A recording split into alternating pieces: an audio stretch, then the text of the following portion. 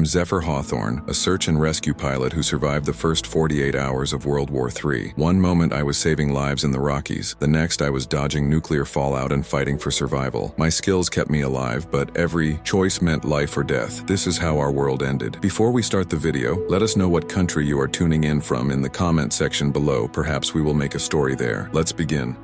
My name is Zephyr Hawthorne, and I was a search and rescue helicopter pilot based in Colorado. I say was, because that job, like so much of our old world, no longer exists. But let me start at the beginning, before everything changed. I'd been flying search and rescue missions in the Rocky Mountains for about 5 years. It was challenging work, but I loved every minute of it. There's nothing quite like the feeling of plucking someone from danger and bringing them to safety. The adrenaline rush, the satisfaction of a successful mission, it was addictive. On that last normal day, I remember waking up early as usual. The sun was just peeking over the mountains, painting the sky in shades of pink and orange. I had my usual breakfast, strong coffee and a protein bar. While checking the weather reports, it looked like a clear day, perfect for flying. As I drove to the airfield, I noticed more military vehicles on the road than usual. It wasn't uncommon to see them, given the nearby bases, but something felt off. There was a tension in the air, a sense of unease that I couldn't quite shake. At the base, my team was already prepping our helicopter for the day's missions. We had a standard mountain rescue on the docket. A hiker reported missing in one of the more treacherous areas of the Rockies. As we went through our pre-flight checks, I overheard snippets of conversation about increasing global tensions. Did you hear about the water conflict in the Middle East? One of my colleagues asked. Yeah, and what about those cyber attacks on the power grids in Europe? Another chimed in. I didn't pay much attention at the time. International conflicts seemed so far removed from our day-to-day operations. Little did I know how quickly that would change. We took off around 9 in the morning, the powerful rotors of our rescue chopper cutting through the crisp mountain air. As we flew towards the search area, I noticed something strange. There were unusual atmospheric disturbances unlike anything I'd seen before. The air seemed to shimmer in places, and our instruments were giving erratic readings. Control, this is Rescue 1, I radioed in. We're experiencing some unusual atmospheric conditions. Any reports of solar flare activity or other phenomena we should be aware of? The response came back garbled, full of static. Negative, Rescue 1. No unusual activity reported. Maintain your course. I exchanged a worried glance with my co-pilot, but we pressed on. We had a job to do after all. The rescue itself was routine. We found the lost hiker, a man in his 50s who had underestimated the difficulty of the trail. He was dehydrated and had a sprained ankle, but otherwise in good condition. As we lifted him into the chopper, I felt that familiar surge of satisfaction. Another life saved. It was on our return flight that everything changed. We were about halfway back to base when our radio crackled to life. The voice that came through was filled with panic, a far cry from the usual calm professionalism of our dispatchers. All units, this is an emergency broadcast. Multiple attacks reported in major cities across the globe. This is not a drill. Repeat, this is not a drill. My heart raced as I processed the information. Attacks? Multiple cities? Before I could even begin to wrap my head around it, I saw it. On the horizon, where the sprawling cityscape of Denver should have been visible, a massive mushroom cloud was rising into the sky. The sight was so surreal, so horrifying, that for a moment I thought I must be dreaming. Oh my God, my co-pilot whispered, his face pale with shock. Reality came crashing back as the shockwave hit us. The helicopter bucked violently, alarms blaring as we struggled to maintain control. I gripped the cyclic with white knuckles, fighting to keep us in the air as the turbulence threatened to tear us apart. Mayday, mayday, I shouted into the radio, though I doubted anyone was listening anymore. This is Rescue 1. We've been hit by a shockwave, attempting emergency landing. The next few minutes were a blur of adrenaline and terror. The controls felt sluggish, unresponsive, as I searched desperately for a safe place to set down. The mountain terrain that I knew so well suddenly seemed alien and hostile. Finally, I spotted a small clearing. It wasn't ideal, but it was our best shot. I called out to my team and our rescued hiker to brace for impact as I guided the chopper down. The landing was rough. Stopping moments, I thought we might roll, but somehow miraculously we stayed upright. As the dust settled and the rotors spun to a stop, an eerie silence fell over us. The usual chatter of radio communications was gone, replaced by an ominous static. We looked at each other, shell-shocked and disbelieving. What do we do now? Someone asked, their voice barely above a whisper. I took a deep breath, trying to steady myself. We need to get back to base, I said, though I had no idea what we'd find when we got there. We need to find out what's happening. As we prepared to leave the helicopter and make our way back on foot, I couldn't shake the feeling that everything had changed. The world as we knew it had ended, and we were about to step into a new, terrifying reality. Little did I know, those first moments of confusion and fear were just the beginning. The next 48 hours would push me to my limits, testing every skill I had and forcing me to make decisions I never thought I'd face. But that's getting ahead of the story. Let me tell you about our journey back to base and the horrors we encountered along the way. We gathered what supplies we could from the helicopter, First aid kits, emergency rations, a couple of flare guns. I made sure to grab the satellite phone, though I had a sinking feeling it might be useless now. As we started our trek, I couldn't help but look back at the chopper. For years, it had been my lifeline, my tool for saving others. Now, grounded and possibly damaged beyond repair, it was a stark symbol of how quickly everything had changed. The hike back to base was tense and eerily quiet. The usual sounds of wildlife were absent, as if the animals sensed the wrongness in the air. We moved as quickly as we could, keeping an eye on the sky. The mushroom cloud over Denver had dissipated, but dark, ominous clouds were gathering, unlike any storm I'd ever seen. As we walked, I tried the satellite phone repeatedly, desperate for any information. Most of the time, I got nothing but static. Occasionally,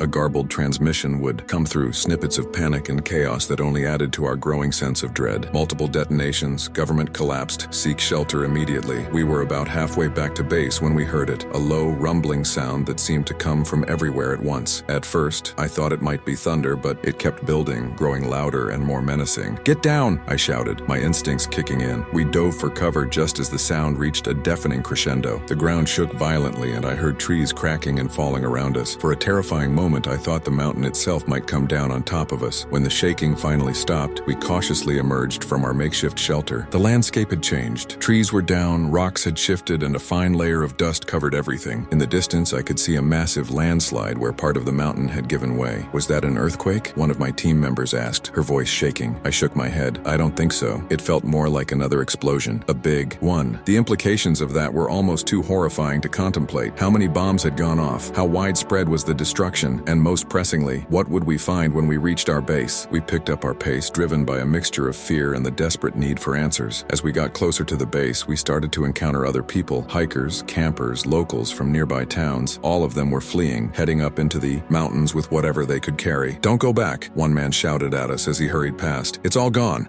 Everything's gone." I wanted to stop him, to ask for more information, but he was already disappearing into the trees. The fear in his eyes told me more than words could have anyway. Finally, after what felt like an eternity, we crested a ridge and saw our base in the valley below. My heart sank. The place was in chaos. Helicopters and small planes were taking off and landing haphazardly. People were running in all directions, some trying to get to aircraft, others fleeing into the surrounding forest. As we approached, the acrid smell of smoke filled the air. Part of one of the hangars was on fire. Black smoke billowing into the sky. The sound of alarms, shouting, and occasional gunshots created a cacophony of panic. We made our way down, trying to make sense of the madness. I spotted our base commander, Colonel Reeves, barking orders near the main building. When he saw us, his eyes widened in surprise. "Hawthorne, we thought you were down," he shouted over the noise. "We had to make an emergency landing," I explained quickly. "Sir, what's happening? We saw an explosion over Denver and then..." He cut me off, his face grim. "It's not just Denver, it's everywhere. We're at war, son. World War III has begun."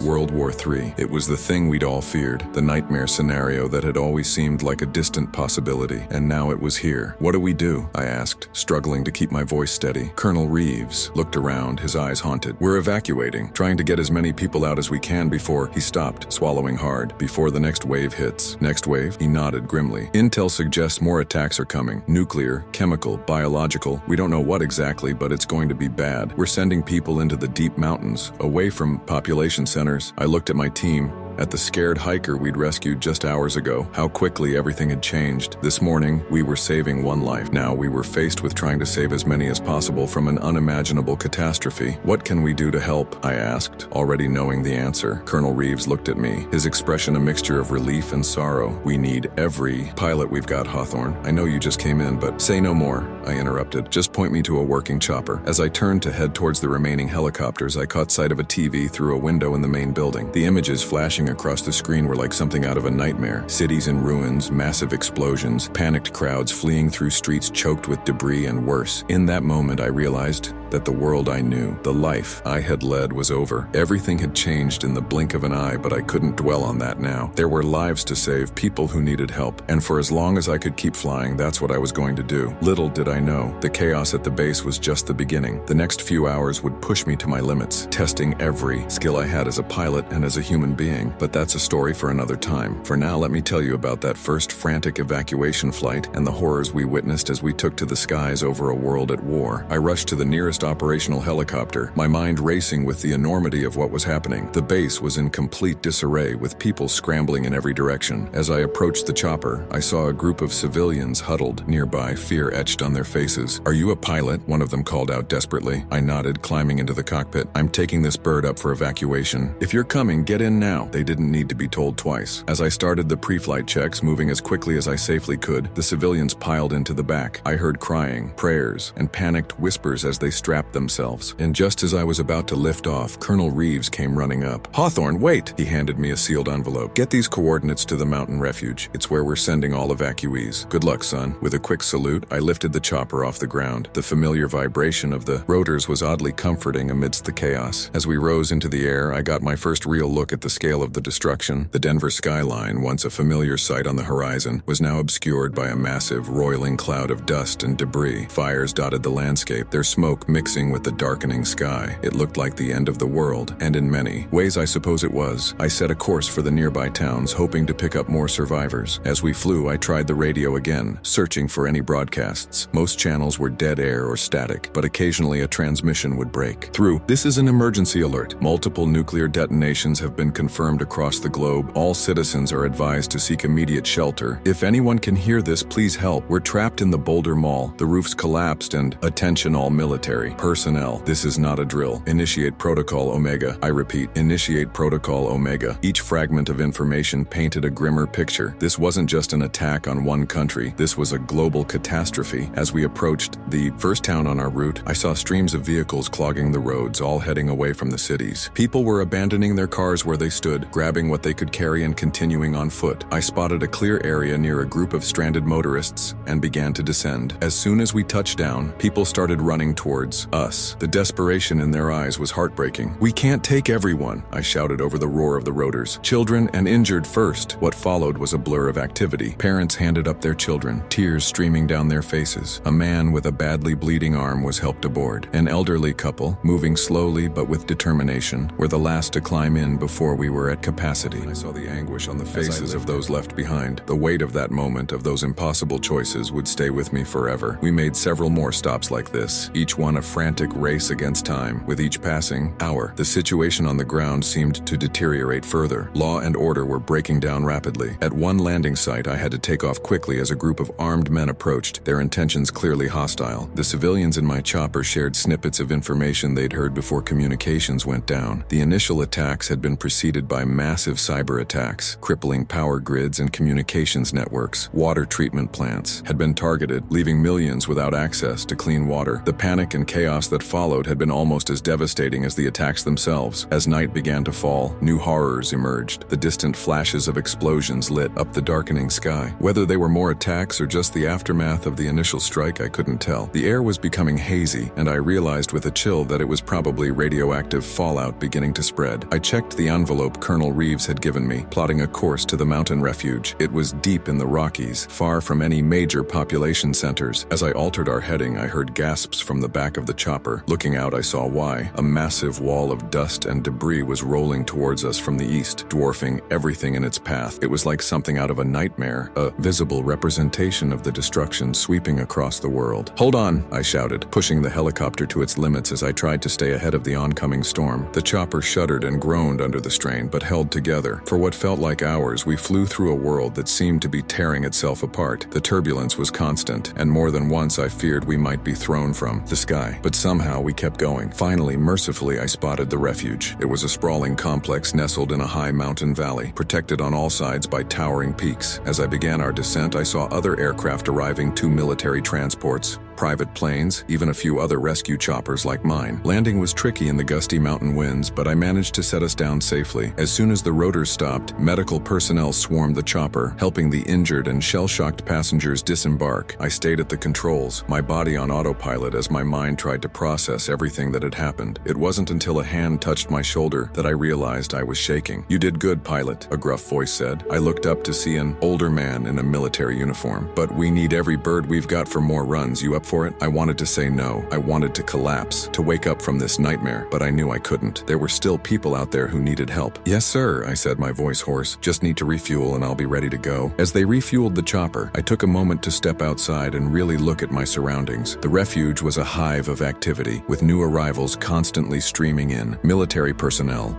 civilians, and what looked like government officials, all mixed together in a confused mass. I overheard snippets of conversations that chilled me to the bone. The president's dead, the whole line of succession gone. I heard China's gone dark, no communications at all. The fallout spreading faster than they predicted. We might not have much time. I wanted to find out more, to understand the full scope of what was happening, but there was no time. As soon as the chopper was refueled, I was back in the air, heading out for another rescue run. The next few hours were a blur of desperate flights, narrow escapes, and heartbreaking choices. With each pass, the situation on the ground grew worse. The breakdown of society was happening faster than anyone could have imagined. On one flight, I had to outrun a group of military jets. I couldn't tell if they were ours or not, and I wasn't about to stick around to find out. Another time, I witnessed a brutal fight break out at a makeshift refugee camp, people turning on each other in their desperation. The night seemed endless, a constant cycle of loading survivors, flying through increasingly hazardous conditions, and unloading at the refuge. My eyes burned from fatigue and the acrid smoke that filled the air, but I couldn't stop. Every time I thought about taking a break, I remembered the faces of those we'd left behind. It was on my final run of the night that things went from bad to worse. I was flying low over a suburban area, looking for any signs of survivors, when suddenly, all my instruments went haywire. The chopper lurched violently, nearly throwing me from my seat. Mayday! Mayday! For a moment that there was likely no one left to hear. This is Rescue 1 experiencing critical system failure. The ground was coming up fast. I fought with the controls, trying desperately to level us out. Trees whipped past, branches scraping against the fuselage. With a bone-jarring impact, we hit the ground. For a moment, everything was silent. Then, slowly, I became aware of the smell of fuel and the hiss of escaping steam. Ignoring the pain that radiated through my body, I unbuckled myself and turned to my passengers. "Everyone okay?" I called out. There were groans and whimpers, but no screams. Good, no one was critically injured at least. "We need to get out," I said, forcing my voice to remain calm. The fuel tank might be compromised. As we evacuated the downed chopper, I tried to get my bearings. We were in what looked like a park, trees and open grassy areas surrounding us. In the distance, I could see houses and buildings, but something felt off. It wasn't until I heard the first moan that I realized what it was. The park wasn't empty. There were bodies scattered across the grass, dozens of them. At first, I thought they were dead, victims of the attacks or the chaos that followed. Then one of them moved. "Oh God," one of my passengers whispered. "What's wrong with them?" The figures were starting to rise, their movements jerky and uncoordinated. In the dim light, I could see that their skin was blistered and peeling, their eyes unfocused and cloudy. Radiation sickness, I realized with horror. These people had been exposed to lethal doses of radiation, probably from the initial blasts. They were walking dead. Their bodies just hadn't realized it yet. "We need to move," I said, urgently, ushering my group away from the chopper and the approaching figures. "Stay together and stay quiet." As we made our way out of the park, I couldn't shake the feeling that we had stepped into a new level of hell. The world hadn't just been destroyed by bombs and fallout. It was being transformed into something nightmarish and unrecognizable. With no transportation and no way to call for help, we were on our own. The immediate threat of the radiation victims was behind us, but I knew that countless other dangers lurked in the ruins of civilization. As we walked through the silent, empty streets, I tried to formulate a plan. We needed shelter, supplies, and a way to contact the refuge. But more than that, we needed hope, something to keep us going in this new, terrifying world. Little did I know, the challenges we had faced so far were just the beginning. The coming hours would test us in ways we couldn't imagine, pushing us to the very limits of human endurance and forcing us to confront the darkest aspects of our new reality. We moved through the silent streets, our small group huddled close together. The world around us was unrecognizable. Cars stood abandoned, some with doors still open as if their occupants had fled in a panic. The usual hum of city life was replaced by an eerie quiet, broken only by the distant sound of explosions and the occasional cry of distress. I led our group, constantly scanning for threats. The others looked to me for guidance, their eyes wide with fear and uncertainty. I couldn't blame them. Just hours ago, I was a search and rescue pilot. Now I was their lifeline in a world gone mad. "We need to find shelter," I said, keeping my voice low. "Somewhere defensible, with access to supplies if possible." As we turned a corner, I spotted a grocery store. Its windows were shattered, and I could see signs of looting, but it seemed relatively intact. "There," I pointed. "We can barricade ourselves in and look for food and water." We approached cautiously, wary of other survivors who might not be friendly. The store was dark inside, shelves overturned and products scattered across the floor. We stepped carefully over broken glass, the beam from my emergency flashlight casting long shadows. "Grab anything useful," I instructed. said. Water, canned food, first aid supplies, and be quiet. As we scavenged, I couldn't help but think about how quickly society had collapsed. It had been less than 24 hours since the first attacks, and already we were reduced to this, foraging like animals in the ruins of our civilization. Suddenly, a noise from the back of the store made us all freeze. Footsteps, and then voices. We weren't alone. I motioned for everyone to take cover behind the checkout counters. My heart raced as the voices grew closer. Were they friendly survivors or desperate looters? In this new world, the difference could mean life or death. Hello? A tentative voice called out. Is anyone there? We need help. I hesitated, weighing our options. Revealing ourselves could be dangerous, but if these were genuinely people in need, could I live with myself if I turned them away? Making a decision, I stood, slowly, hands raised. We're here. Any trouble.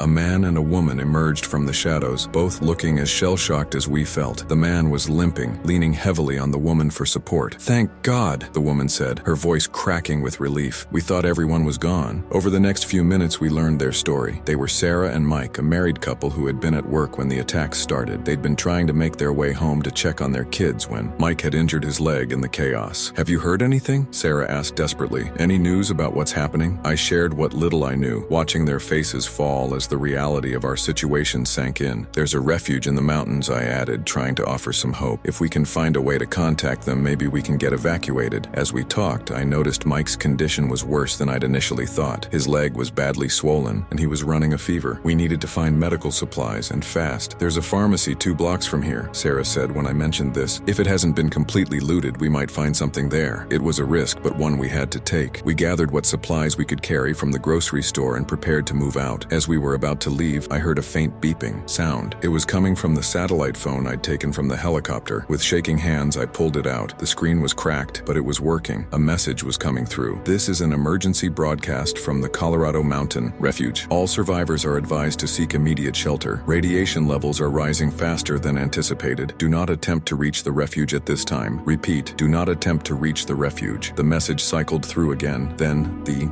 phone went dead. We all stood in stunned silence, the gravity of our situation hitting us anew. The refuge, our one hope of rescue, was now off limits. What do we do now? One of the survivors from my helicopter asked, panic edging into her voice. I took a deep breath, forcing myself to stay calm. We stick to the plan. We get medical supplies for Mike, then find secure shelter. We'll figure out our next move. From there, as we stepped back out onto the street, the sky had taken on a sickly greenish tinge. The air felt thick and heavy, and I knew we were running out of time. The radiation was spreading, turning our world into a deadly wasteland. We moved as quickly as we could, with Mike leaning on Sarah and me for support. The pharmacy wasn't far, but every step felt like a mile. The streets were eerily empty, but I couldn't shake the feeling that we were being watched. Just as the pharmacy came into view, a group of figures emerged from a side street. They were armed, their faces hidden behind makeshift masks. Looters, or worse. Inside now, I hissed, helping Mike move faster despite his pained gasps. We barely made it through the pharmacy doors when I heard shouts behind us. The armed group had spotted us and was giving chase. I slammed the door shut, frantically looking for something to barricade it with. Help me with this, I called, grabbing a heavy metal shelf. Together, we managed to push it against the door just as our pursuers reached it. They pounded on the glass, shouting demands and threats. We need to find another way out, I said, trying to keep my voice steady. Sarah, grab whatever medical supplies you can find for Mike. The rest of you look for a back exit. As the others scattered, I stayed by the door, watching our attackers. They were trying to break through the glass now, and I knew it wouldn't hold for long. I searched desperately for a weapon, anything we could use to defend ourselves. That's when I saw it. In a locked cabinet behind the pharmacy counter, there was a shotgun, probably kept for security. If I could just reach it. The sound of breaking glass snapped me back to reality. They were almost through. We were out of time. Everyone to the back, I shouted, grabbing the cabinet keys from behind the counter. I fumbled with the lock, acutely aware of the sounds of our attackers breaking in. Just as I got the cabinet open and grabbed the shotgun, I heard a scream from the back of the store. One of our group, a young woman named Emily, came running back. There's more of them coming in the back way, she cried. We were trapped. I pumped the shotgun, the sound echoing in the confined space. It was loaded, thank God, but I only had a few shells. It wouldn't be enough. As our attackers poured in, from both entrances, I made a split-second decision. I fired a shot into the ceiling, the blast deafeningly loud in the enclosed space. Stop, I shouted, my voice hoarse. We don't want any trouble. We're just looking for medical supplies. Please, we have injured people here. There was a moment of tense silence, then to my surprise, one of medical supplies? He asked, his voice muffled by his mask. That's all you're after? after? I nodded slowly, not lowering the shotgun. We have a man with a badly injured leg. He needs antibiotics, painkillers, anything you can spare. The man who had spoken seemed to consider this. Then, to my amazement, he turned to his companions and said, "Stand down. Let them have what they need." As the tension in the room dissipated, I learned that these people weren't mindless looters, but desperate survivors like us. They had formed a group to protect what resources they could find, fearing that they'd be left with nothing if they didn't. We ended up sharing information and supplies. They told us about a nearby underground parking garage that many survivors were using as a makeshift shelter. It offered some protection from the radiation and was defensible. As we prepared to leave for this new shelter, I couldn't help but reflect on how quickly alliances could form and dissolve in this new world. Trust was a luxury we could rarely afford, yet it was more vital than ever. We made our way to the parking garage, our group now significantly larger. The underground space was crowded with survivors, all shell-shocked and scared. Makeshift living areas had been set up, and I saw people sharing what little food and water they had. As we settled in, treating Mike's leg and trying to process everything that had happened, I overheard snippets of conversations around us. People sharing rumors, theories about what had caused the war, desperate hopes for rescue. One conversation in particular caught my attention. A man was talking about a military convoy he'd seen heading west, away from the cities. They were in those big hazmat suits, he was saying. I tried to flag them down, but they just kept going. I think they're setting up some kind of secure zone out there. A secure zone. The thought ignited a spark of hope in me. If we could find it, maybe we'd have a chance at long-term survival, but it would mean leaving the relative safety of the garage, venturing out into a world that was becoming more deadly by the hour. As I pondered this, an alarm suddenly blared through the garage. People started panicking, rushing towards the exits. Over the chaos, I heard someone shout, "The radiation levels are spiking. We need to get deeper underground." In that moment, I realized that our ordeal was far from over. The world above was becoming uninhabitable, and we were running out of places to hide. We needed a plan, and we needed it fast. Little did I know the decisions we would make in the next few hours would determine not just our survival, but the very course of our lives in this new apocalyptic world. The race against time, against the spreading radiation, and against our own despair was only just beginning. The alarm blaring through the garage sent everyone into a panic. People were shoving each other, trying to get to the lower levels. In the chaos, I grabbed Sarah and Mike, gesturing for the rest of our group to follow. "This way," I shouted over the din, leading them towards a stairwell I'd noticed earlier. It seemed to go deeper than the others. As we descended, the air grew colder and damper. The concrete walls felt like they were closing in on us. I could hear the ragged breathing of our group, the pained gasps from Mike as we helped him down the stairs. We reached a level that seemed to be some kind of maintenance area. Old equipment and tools were scattered about, covered in a thick layer of dust. It was clear no one had been down here in a long time. "Let's stop here," I said, helping Mike. "Sit down against a wall. We need to catch our breath and figure out our next move." As the others settled in, I took stock of our situation. We had some medical supplies for Mike, a little food and water, and the shotgun with a handful of shells. It wasn't much to work with. Sarah was tending to Mike's leg,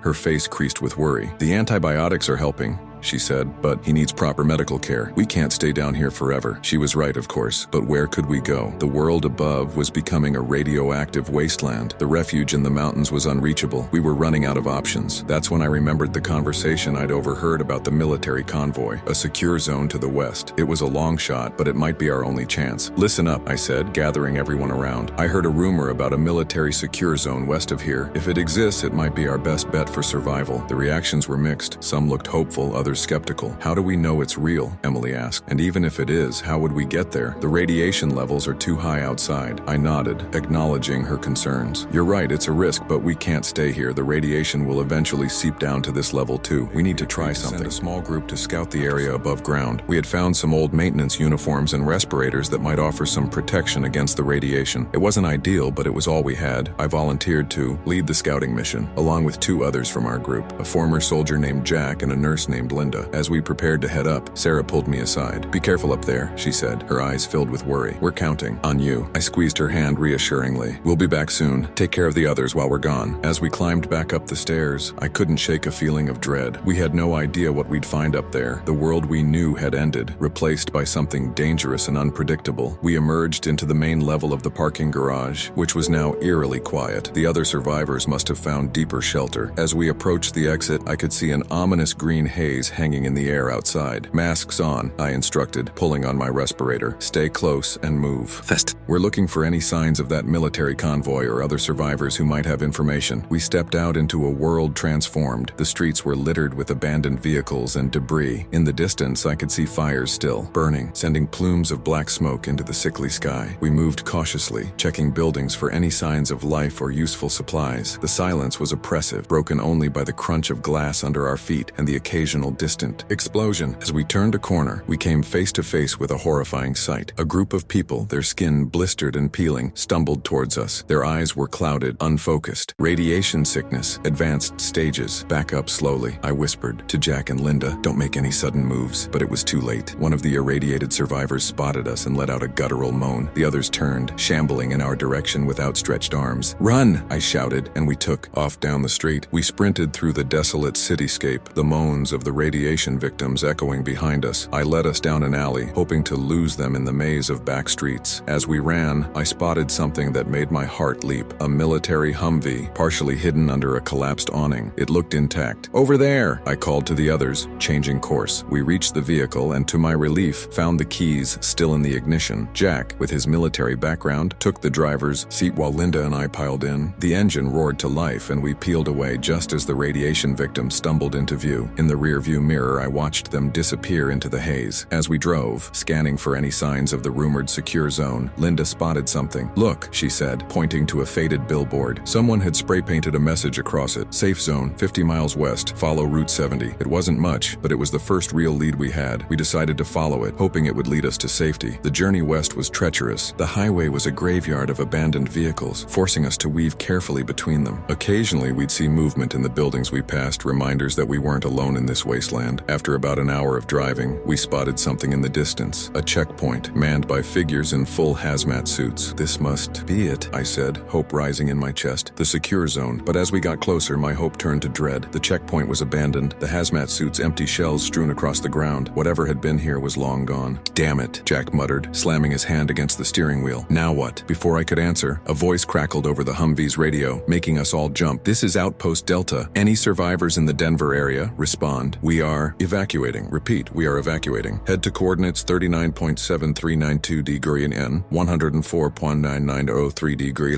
W for extraction. This message will repeat. We looked at each other in stunned silence. Then, moving quickly, we plotted the coordinates on a map we'd found in the Humvee. It was an old airfield, about 20 miles from our current position. We need to go back, I said. Get the others from the garage. If we hurry, we might make it in time. The return journey was even more harrowing than our initial scouting mission. We knew we were racing against time, and the Humvee's fuel gauge was dipping dangerously low. When we finally reached the parking garage, I rushed down to where we'd left the others. They looked up as I burst in, hope and fear mingling on their faces. We found a way out, I said, trying to catch my breath, but we need to move now. Quickly, I explained about the evacuation broadcast and the coordinates. There was no time to waste. We gathered what supplies we could and helped Mike to his feet. I couldn't help but think about all the other survivors we were leaving behind, but there was no time to go back for them. Our window of escape was closing fast. The drive to the airfield was tense. Every mile brought new obstacles, abandoned vehicles, debris from explosions, and once a pack of wild dogs that looked more like radiation-mutated wolves. When we finally arrived at the coordinates, my heart sank. The airfield was empty, no signs of any evacuation in progress. We're too late, Sarah said, her voice breaking, but I refused to give up. Spread out, I ordered. Look for any signs of where they might have gone. As we searched, I heard a faint sound, a low,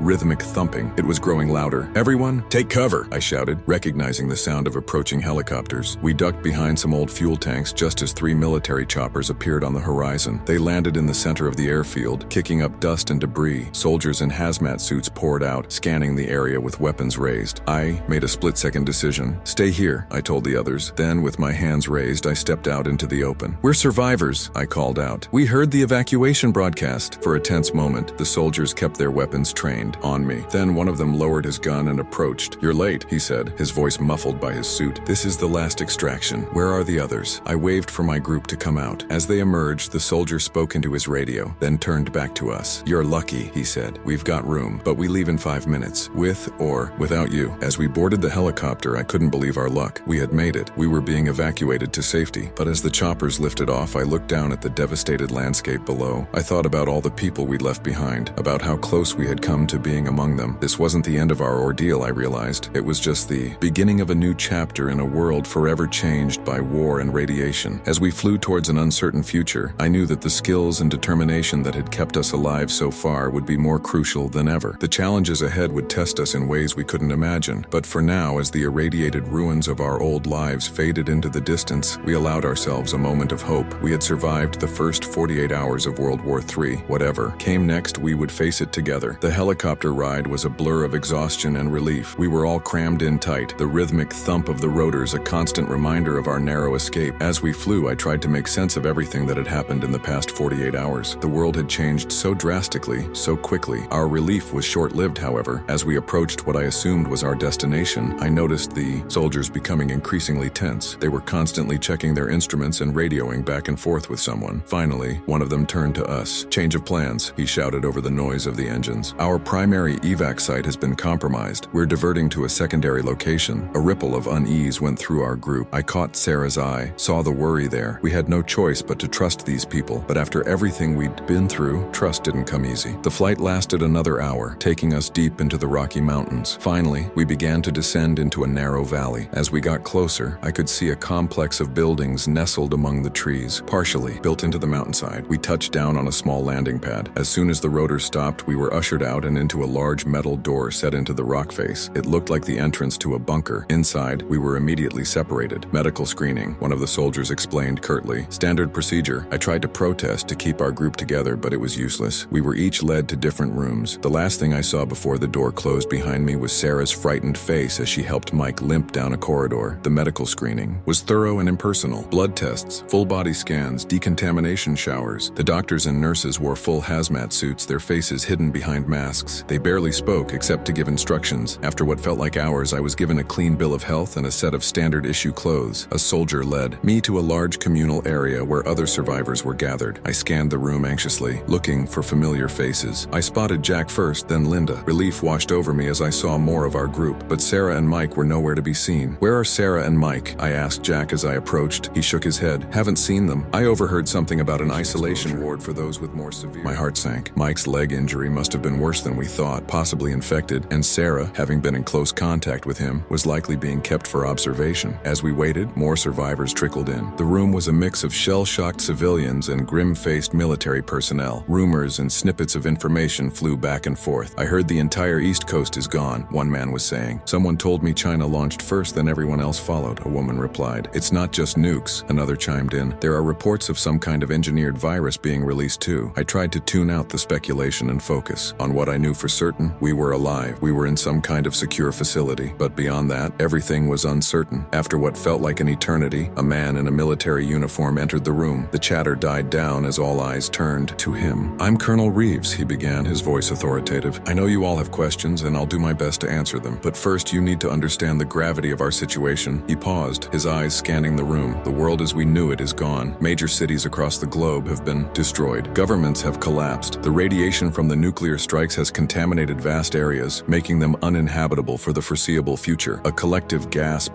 went through the room. We had all suspected as much, but hearing it stated so bluntly was still a shock. "This facility," Colonel Reeves continued, "is one of several contingency bunkers designed to preserve a portion of the population and essential knowledge in the event of a global catastrophe. We have supplies to last for several years and the means to eventually rebuild." He let that sink in before dropping the next bombshell. "However, our resources are limited. We cannot support everyone indefinitely. Each of you will be evaluated based on your skills and what you can contribute to our survival and eventual reconstruction efforts." The implications were clear. Those deemed non-essential would be turned away. I thought of Sarah and Mike still in isolation. Would they be cast out if they were too ill or injured to contribute? As if reading my thoughts, Colonel Reeves addressed the issue of those in medical isolation. "Those currently receiving medical treatment will be evaluated once they've recovered. We are not heartless, but we must be practical if we are to survive." The colonel then opened the floor for questions. The room erupted with raised hands and shouted inquiries. How many had survived globally? Were there other bunkers? What about our families outside? Colonel Reeves answered as best he could, but it was clear there was still much uncertainty. Global communications were down, so information was limited. Other bunkers were presumed to exist, but contact had not been established. As for families outside, the colonel's response was grim. "I'm sorry, but at this time we have no way of knowing who else might have survived or where they might be. Our priority now must be on the survival of those here and the preservation of human knowledge and skills. As the Q&A session continued, I found myself growing increasingly uneasy. Something about this whole setup felt off. The military precision, the talk of evaluations and essential skills. It all seemed too prepared, too organized for a last-minute evacuation. I leaned over to Jack, keeping my voice low. "Does any of this seem strange to you? Like they were expecting this to happen?" Jack nodded slightly, his eyes never leaving the colonel. I was thinking the same thing. This isn't a hastily thrown-together operation. They were ready for this. The implications of that were chilling. Had our own government known this was coming? Had they allowed it to happen? Or worse, had they played a part in it? As the meeting wound down, we were assigned temporary quarters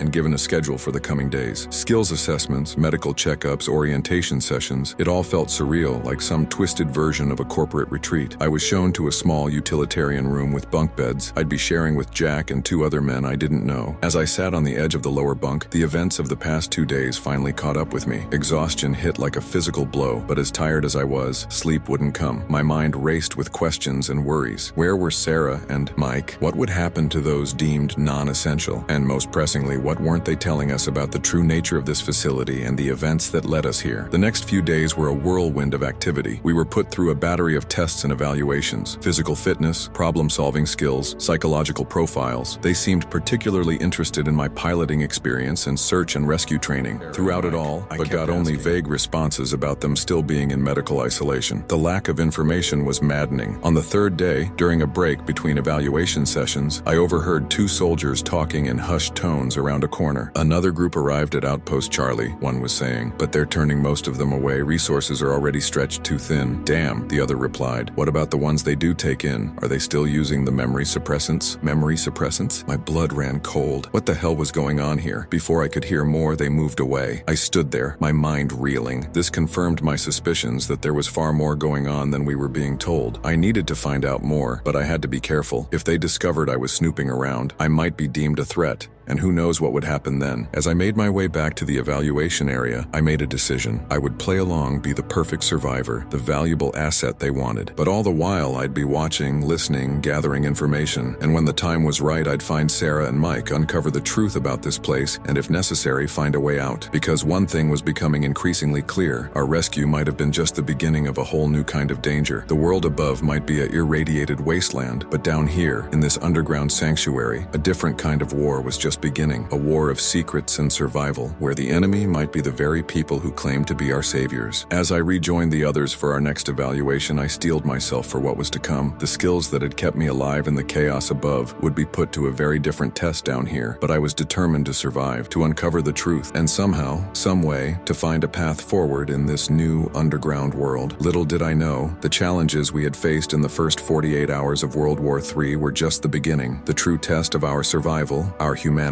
and our ability to rebuild from the ashes of our old world was yet to come. The next few days in the underground facility were a blur of assessments, briefings, and tightly controlled routines. Every moment felt like we were being watched, evaluated. I did my best to appear cooperative and valuable, all while keeping my eyes and ears open for any information about Sarah and Mike or clues about what was really going on here. On the 5th day, during a meal in the communal dining area, I finally got a break. I spotted Dr. Emerson, one of the medical staff I recognized from our initial screening. As she passed by my table, I called out to her, "Dr. Emerson, do you have a moment?" I was hoping to ask about some friends of mine who were taken to medical isolation. She hesitated, then nodded and sat down across from me. "You're the pilot, right, Zephyr?" I nodded, trying to keep my voice casual. "That's right. I'm worried about Sarah and Mike. They were with me when we were brought in, but I haven't seen them since." Dr. Emerson's expression was carefully neutral. "I'm afraid I can't discuss specific patients, but I can tell you that everyone in medical isolation is receiving the best care possible given our resources." I leaned in, lowering my voice. "Please, doctor, anything you can tell me would help. Are they okay? Will they be joining us soon?" She glanced around, then sighed. "Look, I shouldn't be saying this, but your friend Mike, his condition is complicated. The radiation exposure, combined with his prior injury, has led to some unforeseen complications. Sarah is physically fine, but she's refusing to leave his side." My heart sank. What kind of complications? Dr. Emerson stood up. "I've already said too much. Just be prepared. Things might not turn out the way you hope." As she walked away, I felt a chill run down my spine. What wasn't she telling me? And what did she mean by be prepared? I didn't have much time to dwell on it, though. Our next assessment was starting soon, a simulation of a resource management crisis. As I made my way to the testing area, I overheard two technicians talking in hushed tones. Did you hear about the latest results from Lab 7? They're saying the mutation rate is accelerating. Damn, do you think it has something to do with the new arrivals? Could be. I just hope they get it under control before. They stopped abruptly as they noticed me approaching. I pretended I hadn't heard anything, but my mind was racing. Mutations? Lab 7? What exactly were they working on down here? The resource management simulation was grueling, forcing us to make difficult decisions about allocating limited supplies among a hypothetical survivor population. I couldn't help but wonder if this was more than just a test, if these were the kinds of choices the facility's leadership was actually facing. After the simulation, we had been careful about how much we talked, aware that we were likely under constant surveillance, but I needed to share what I'd learned. We found a relatively quiet corner in the recreation area, ostensibly to play a game of chess. As we set up the board, I quietly filled him in on my conversation with Dr. Emerson and what I'd overheard about Lab 7. Jack's expression grew grim. I've picked up some chatter too, he murmured, moving a pawn. There's something called Project Phoenix that keeps coming up, and I've noticed that some of the survivors who scored lower on the assessments have been disappearing. Disappearing? I asked, my blood running cold. What do you mean? One day they're here, the next they're gone. The official line is that they've been transferred to another facility, but I don't buy it. I nodded, trying to keep my face neutral for any watching cameras. We need to find out more, and we need to find Sarah and Mike, Jack agreed. We spent the rest of our chess game discreetly planning how to gather more information. We'd each try to get closer to different staff members, see what we could learn, and we'd keep an eye out for any opportunity to access restricted areas. That night, lying in my bunk, I couldn't sleep. My mind was a whirlwind of worries and questions. What was Project Phoenix? What were they doing in Lab 7? And most pressingly, what was happening to Mike, and why wouldn't they let Sarah leave his side? I must have dozed off eventually, because the next thing I knew, I was being shaken awake. It was the middle of the night, and Jack was standing over me, his face pale. Zeph, wake up, something's happening. I sat up groggily. What's going on? There's some kind of emergency. I heard alarms going off in the restricted section, and there's a lot of activity in the corridors. We quickly dressed and slipped out of our room. The main areas were deserted, but we could hear commotion coming from the direction of the medical wing. As we approached, we saw staff in hazmat suits rushing in and out of a sealed airlock. Through the windows, I caught glimpses of what looked like a quarantine zone, and then I saw something that made my blood run cold. It was Mike, strapped to a gurney, being wheeled rapidly down the corridor, but he looked wrong. His skin was a sickly gray color, and he was thrashing against his restraints with inhuman strength. And Sarah was nowhere to be seen. Before I could process what I was seeing, a hand clamped down on my shoulder. I spun around to find Colonel Reeves, glaring at us. You two are out of bounds, he said, his voice cold. Return to your quarters immediately. But sir, I protested, that was my friend Mike. What's happening to him? The colonel's expression hardened. That's classified information. Return to your quarters now, or face severe consequences. As we were escorted back by armed guards, I exchanged a look with Jack. We both knew that whatever was going on, it was worse than we had imagined. The facade of a simple survival bunker was crumbling, revealing something far more sinister beneath. Over the next few days, the atmosphere in the facility changed dramatically. Security was tightened, our movements even more restricted. Rumors flew among the survivors, whispers of escaped test subjects, of a virus mutating beyond control, of experiments gone horribly wrong. I tried repeatedly to get information about Sarah and Mike, but was stonewalled at every turn. It was as if they had simply ceased to exist. Then, a week after that night, everything changed again. We were all summoned to the main auditorium. Colonel Reeves stood before us, his face grave. I'm sure you've all noticed the increased security measures, he began. It's time you knew the truth. The radiation from the nuclear attacks has had unforeseen consequences. It's causing rapid mutations in exposed individuals, mutations that are proving difficult to control. A ripple of fear went through the crowd. I felt my heart pounding in my chest. We've been working on a solution,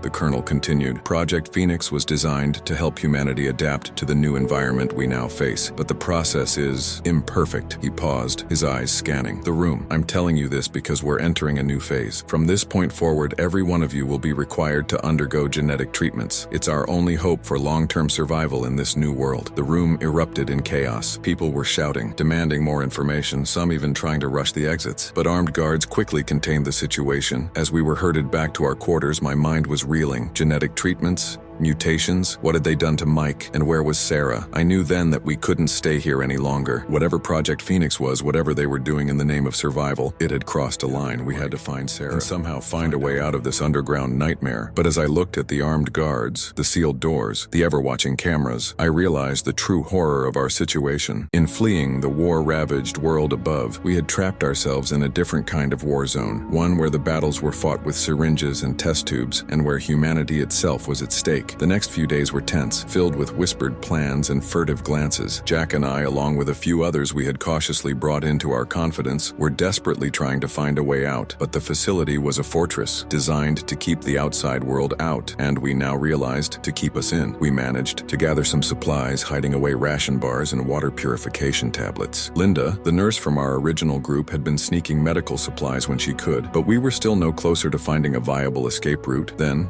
3 days after the colonel's announcement, as we were lining up for our daily medical check, I saw her, Sarah. She was being escorted down a corridor by 2 guards, looking pale and drawn. Our eyes met for a brief moment, and I saw a flash of recognition, then fear, before she was hurried away. That glimpse of Sarah galvanized me. She was alive, but clearly not free. We had to act, and soon. That night, as the facility settled into its nighttime routine, our small group of conspirators put our plan into action. It was risky, borderline suicidal, but it was all we had. Linda had managed to swipe some sedatives from the medical bay. We used them to spike the evening meal of the guards stationed near the maintenance access tunnels. As they dozed off at their posts, we slipped past, our hearts pounding. The access tunnels were a maze, dimly lit and claustrophobic. We had memorized as much of the layout as we could from stolen glimpses of facility maps, but it was still slow going. As we crept along, I couldn't shake the feeling that it had been too easy. Surely they would have better security than this. My fears were confirmed as we rounded a corner and came face to face with Colonel Reeves and a squad of armed guards. "I'm disappointed, Zephyr," the colonel said, his voice cold. "I had high hopes for you. I thought you'd understand the necessity of what we're doing here. What you're doing is wrong," I shot back. "You're playing God, and from what I've seen, you're not very good at it." The colonel's eyes hardened. "Take them to Lab 7, he ordered the guards. It's time they saw the full truth of Project Phoenix. As we were marched through the facility, deeper than we had ever been allowed to go before, I felt a growing sense of dread. What horrors awaited us in Lab 7, and once we saw them, would we ever be allowed to leave? The doors to Lab 7 hissed open, revealing a scene straight out of a nightmare. Rows of glass chambers lined the walls, each containing a figure. But these weren't normal people. They were twisted, mutated, their forms barely recognizable as human. And there, in the center of it all, was Mike, or what used to be Mike. His body had grown grotesquely, muscles bulging unnaturally. His skin was a patchwork of textures, and his eyes were alert, aware, and filled with agony. "My God," Linda whispered beside me. "What have you done?" Colonel Reeves stepped forward. "We're saving humanity," he said, his voice filled with a zealot's conviction. "The surface is lost to us now. The radiation has changed everything. Our only hope is to change with it, to force our evolution to keep pace." "This isn't evolution," I spat. "This is torture. It's necessary," the colonel insisted. "And now you'll be part of it. Your skills, your resilience, you're perfect candidates for the next phase of Project Phoenix." As the guards moved to restrain us, I locked eyes with Jack. We had one last, desperate gambit. With a nod, we sprang into action. The next few moments were a blur of violence. We fought with the desperation of those with nothing left to lose. Alarms blared, filling the lab with strobing red light. In the chaos, I found myself near the control panel for the containment chambers. Without thinking, I slammed my hand down on what I hoped was the release control. The chambers hissed open. The colonel's eyes widened in horror. "Do you realize what you've done?" he shouted over the alarms. As the mutated test subjects emerged from their prisons, the lab descended into utter chaos. Guards fired wildly, scientists ran screaming, and in the middle of it all, our small group of survivors fought for our lives and our freedom. We ran, taking advantage of the confusion to slip away. The facility was in lockdown, emergency bulkheads slamming shut around us. We barely made it through each one, the sounds of pursuit always just behind us. Finally, miraculously, we found ourselves in a maintenance shaft that led to the surface. The horrible choice we were making. We were escaping one nightmare, only to emerge into another, the radioactive wasteland the world had become. But as we reached the outer doors, as we felt the first breath of outside air, tainted as it was, I knew we had made the right choice. Whatever awaited us in this new, destroyed world, it had to be better than the horrors we left behind. As we stepped out into the dim, clouded daylight, I turned to my battered, terrified companions. "I don't know what's out here," I said, "or if we can survive it, but we're free and we're together. And right now, that's all that matters." With one last look at the closing bunker door, we set off into the unknown. The world had ended, been reborn in fire and radiation, and now threatened to mutate beyond recognition. But we had survived the first 48 hours of World War III and the nightmare that followed. followed. Whatever came next, we would face it on our own terms. Our story wasn't over. In many ways, it was just beginning. The real test of survival, of what it means. To be human in a world gone mad still lay ahead. But for the first time since the bombs fell, I felt a glimmer of hope. We were alive, we were free, and we were together. In this new world, that would have to be enough. The world outside the bunker was a stark contrast to the sterile, controlled environment we had left behind. The sky was a sickly greenish gray, obscured by thick clouds that seemed to glow faintly. The air was heavy and acrid, burning our lungs. With each breath, we had escaped one hell only to find ourselves in another. Our small group, Jack,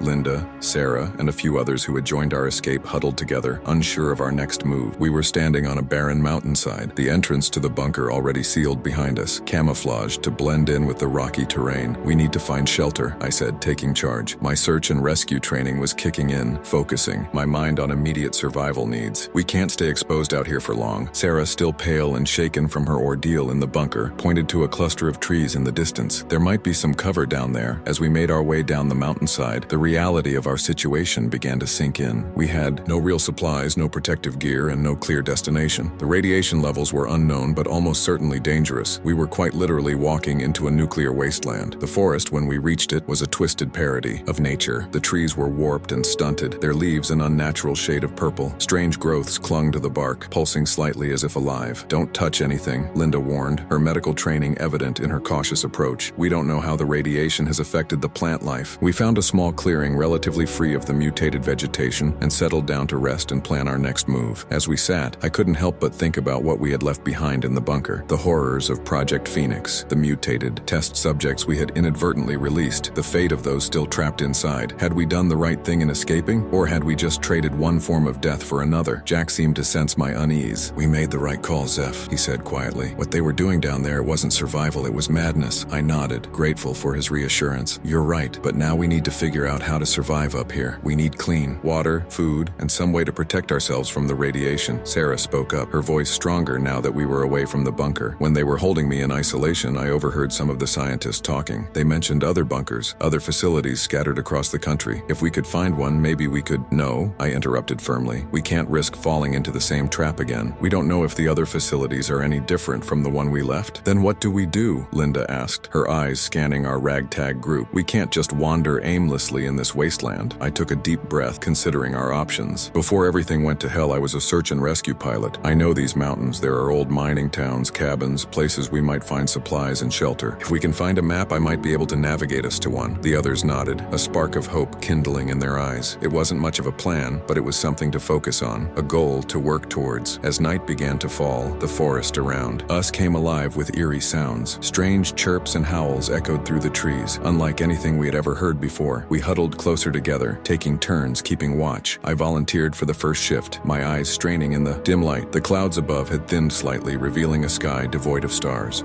Instead, ribbons of beautiful yet terrifying reminder of how the world had changed. As I sat there, I couldn't help but reflect on how quickly everything had unraveled. Just days ago, I had been flying rescue missions, saving lives. Now, I was a fugitive in a post-apocalyptic wasteland, responsible for the lives of these people who had placed their trust in me. The weight of that responsibility was almost crushing, but I knew I couldn't falter. We had come too far, survived too much to give up now. When morning came, if you could call the slight lessening of the gloom morning, we set out in search of anything that might help us survive. We moved cautiously, always on alert for signs of danger, whether from mutated wildlife or other desperate survivors. As we crested a hill, we saw something that made us all stop short. In the valley below was a small town, or what was left of one. Most of the buildings were in ruins, but a few structures still stood. It was a risky move, but we needed supplies desperately. We approached the town carefully, watching for any sign of movement. The streets were littered with debris and abandoned vehicles. Here and there, we saw dark stains on the pavement that I tried not to think too hard about. Look, Jack said, pointing to a building with a faded red cross on its side. A clinic. There might be medical supplies. We made our way to the clinic,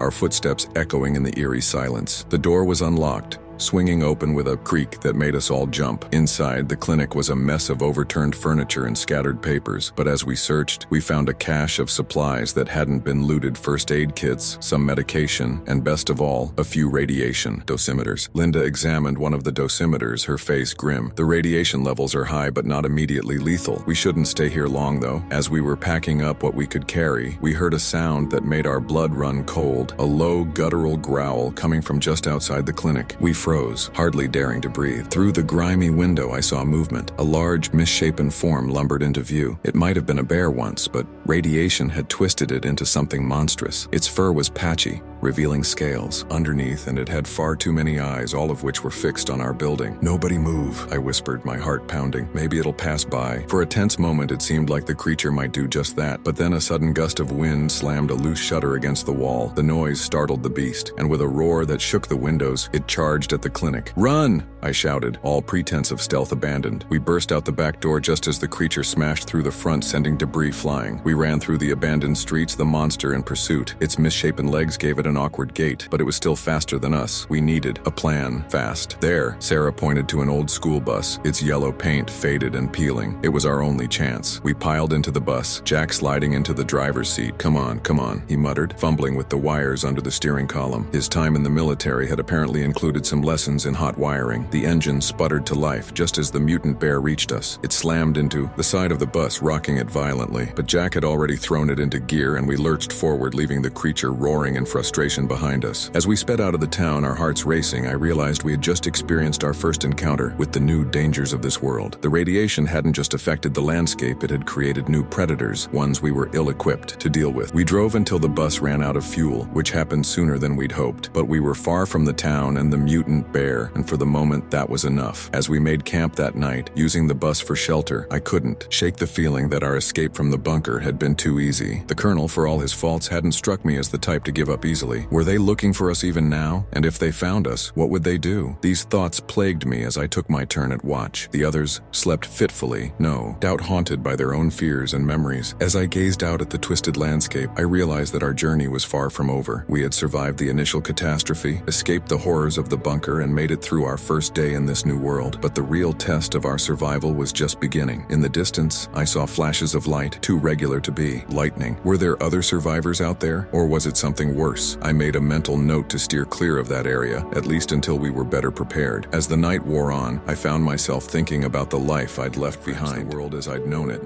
Were any of them still out there? Had any other pockets of humanity survived? And if so, what state were they in? I was pulled from these thoughts by a sound I hadn't expected to hear ever again. Music, faint and distorted but unmistakable. It was coming from the old radio in the bus, which we'd assumed was dead. I rushed to it, careful not to wake the others. As I fiddled with the dial, the signal grew stronger. It was a voice repeating a message over and over. "To any survivors, there is hope. The Ark is real. Find us at these coordinates." I scrambled for something to write with, finally resorting to scratching the coordinates into the bus's dirty floor with a piece of broken plastic. As the message faded back into static, I sat back, my mind reeling. The Ark, a place of safety, or another trap like the bunker we'd escaped? And more importantly, could we risk not finding out? As the first hints of dawn began to lighten the sky, I knew we had a difficult decision ahead of us. Stay in the relative safety of what we knew, scrounging for survival in this wasteland, or risk everything on the promise of sanctuary. One thing was certain, the world had changed irrevocably, and we would have to change with it to survive. But as I looked at my sleeping companions, I felt a glimmer of hope. We had made it this far against impossible odds. Whatever challenges lay ahead, we would face them together. The Ark might be our salvation, or it might be our doom, but it was a goal, a purpose in a world that had lost all meaning. And sometimes having a purpose is the difference between merely surviving and truly living. As the others began to stir, I prepared myself to share what I'd heard. Our journey was far from over. In fact, it seemed it was only just beginning. The wasteland stretched out before us, full of dangers and possibilities, and somewhere out there, if the transmission was to be believed, was the promise of a new beginning. The first rays of the contaminated sun began to peek through the toxic clouds. It was time to move on, to face whatever this new day in our new world might bring. We had survived the first 48 hours of World War III and the horrors that followed. Now we had to learn to live in the world that remained. As the others woke up, I shared the news about the radio transmission and the coordinates for the Ark. Their reactions were mixed, hope warring with skepticism and fear. It could be another trap, Jack warned, his military experience making him cautious. Sarah, still haunted by her time in isolation, nodded in agreement. We can't risk falling into another situation like the bunker, but Linda saw it differently. We can't stay here either. Our supplies won't last forever, and we don't know what other mutated creatures are out there. At least this gives us a destination. I looked at each of them, understanding their concerns, but also feeling the pull of hope that the transmission had ignited. "I think we need to at least check it out," I said finally. "We'll be careful, scout it out from a distance first. If anything seems off, we'll turn back. But right now, it's the only lead we we have. Reluctantly, the others agreed. We gathered our meager supplies and studied the coordinates I'd scratched into the bus floor. The location was far to the west, in what used to be Nevada. It would be a long and dangerous journey. We set out on foot, the bus having served its purpose as temporary shelter. The landscape we traversed was alien and treacherous. Forests gave way to barren wastelands, then to fields of strange glowing fungi. We avoided populated areas when we could, too wary of what or who we might encounter. Our progress was slow. We had to constantly be on guard against radiation hotspots using the dosimeters we'd salvaged from the clinic. More than once, we had to backtrack and find new routes when the levels became too dangerous. Food and water were constant concerns. We rationed our supplies carefully, supplementing them with what we could forage. Linda's medical knowledge proved invaluable in identifying plants that were safe to eat, though even she was often puzzled by the mutations we encountered. As we traveled, we began to see more signs of the war's devastation. Entire towns reduced to rubble, vast craters where cities once stood. The scale of destruction was hard to comprehend. One evening, as we made camp in the ruins of what might have once been a suburban home, Sarah broke down. "How could this have happened?" she sobbed. "How could we have done this to ourselves?" I put an arm around her, feeling the weight of her words. "I don't know," I admitted, "but we can't change what happened. All we can do now is try to survive and maybe, if we're lucky, help build something better." As the days turned into weeks, we started to change. Our bodies adapted to the constant physical strain, our senses sharpened by the constant. We became a tight-knit unit, each of us playing to our strengths and covering for each other's weaknesses. But the journey was taking its toll. We were all losing weight, our skin becoming rough and weathered. The constant exposure to low-level radiation was causing our hair to fall out in clumps. We tried not to think about what it might be doing to us internally. About a month into our journey, we had our first encounter with other survivors. We were skirting the edge of what used to be a small city when we heard voices. Cautiously, we approached. There was a group of people, maybe 15 or 20, camped in the shell of an old warehouse. They looked as ragged as we did, but they had weapons, makeshift spears and clubs, a few guns. We debated whether to make contact. The potential for allies and shared resources was tempting, but the risk was high. In the end, desperation won out. We needed supplies, and maybe they had information about the Ark. We approached openly, hands raised to show we weren't a threat. Their reaction was immediate and hostile. Weapons were raised, angry shouts filled the air. "Stop right there!" a man with a shotgun yelled. "This is our territory. Turn around and leave or we'll shoot." I tried to reason with them. "We're not here to cause trouble. We're just looking for supplies, maybe some information. We're willing to trade what we can." For a moment, it seemed like they might listen. Then from the back of their group, a woman shouted, "They're from the bunker. Look at their clothes." I cursed inwardly. We were still wearing the standard issue clothes from the facility, marking us as outsiders. The mood shifted instantly. The man with the shotgun pumped it menacingly. "Bunker rats," he spat. "You're the ones who did this to us, who played God and ruined the world." "No," I tried to explain. "We escaped from there. We're not." But it was too late. They weren't listening anymore. The first shot rang out, kicking up dirt at our feet. "Run!" I shouted, and we scattered. What followed was a terrifying chase through the ruins of the city. Bullets whizzed past us as we ducked and weaved through abandoned buildings and piles of rubble. Jack's military training came in handy as he guided us through evasive maneuvers. Finally, after what felt like hours, we lost them in a maze of collapsed streets and overturned vehicles. We huddled in the basement of a partially destroyed house, catching our breath and taking stock. "Is everyone okay?" I asked, looking around at our group. There were nods all around, though Linda was nursing a graze on her arm where a bullet had come too close. As I helped Linda bandage her wound, the reality of our situation sank in. It wasn't just the physical dangers of this new world we had to worry about, but the human element as well. Suspicion and fear had turned those survivors against us in an instant. How many others out there would react the same way? "We need to ditch these clothes," Jack said, voicing what we were all thinking. "Find something that doesn't mark us as coming from the bunker." We all agreed, making a mental note to search for new clothing at the first opportunity. That night, as we tried to rest, I couldn't shake the feeling that we were being watched. The encounter had shaken us all, reminding us how vulnerable we were. The promise of the Ark seemed further away than ever, but we couldn't give up. We had come too far, endured too much. In the morning, we would continue our journey, more cautious but more determined than ever. As we set out the next day, the landscape began to change. The rolling hills and forests gave way to flatter terrain. We were entering the desert, and with it came new challenges. The heat was oppressive even through the constant haze that filled the sky. Water became our most precious resource, and we spent more and more time searching for sources that weren't too contaminated to use. It was during one of these water searches that we made a startling discovery. We had followed a dry riverbed, hoping to find a remaining pool or underground spring, when Jack spotted something half buried in the cracked earth. As we dug it out, we realized it was a small, hardened case, military grade, designed to withstand extreme conditions. Inside, we found a tablet computer, miraculously still functional. It must have been designed to survive survived the EMP from the nukes, Jack said as he powered it on. The tablet contained a wealth of information, military reports, scientific data, and most importantly, more details about the Ark. According to the files, it was a massive underground complex designed as a long-term survival facility for thousands of people. It had its own power generation, advanced air and water filtration systems, and extensive hydroponics for food production. But what caught my attention was a series of notes added by whoever had owned this tablet. They spoke of growing unrest within the Ark,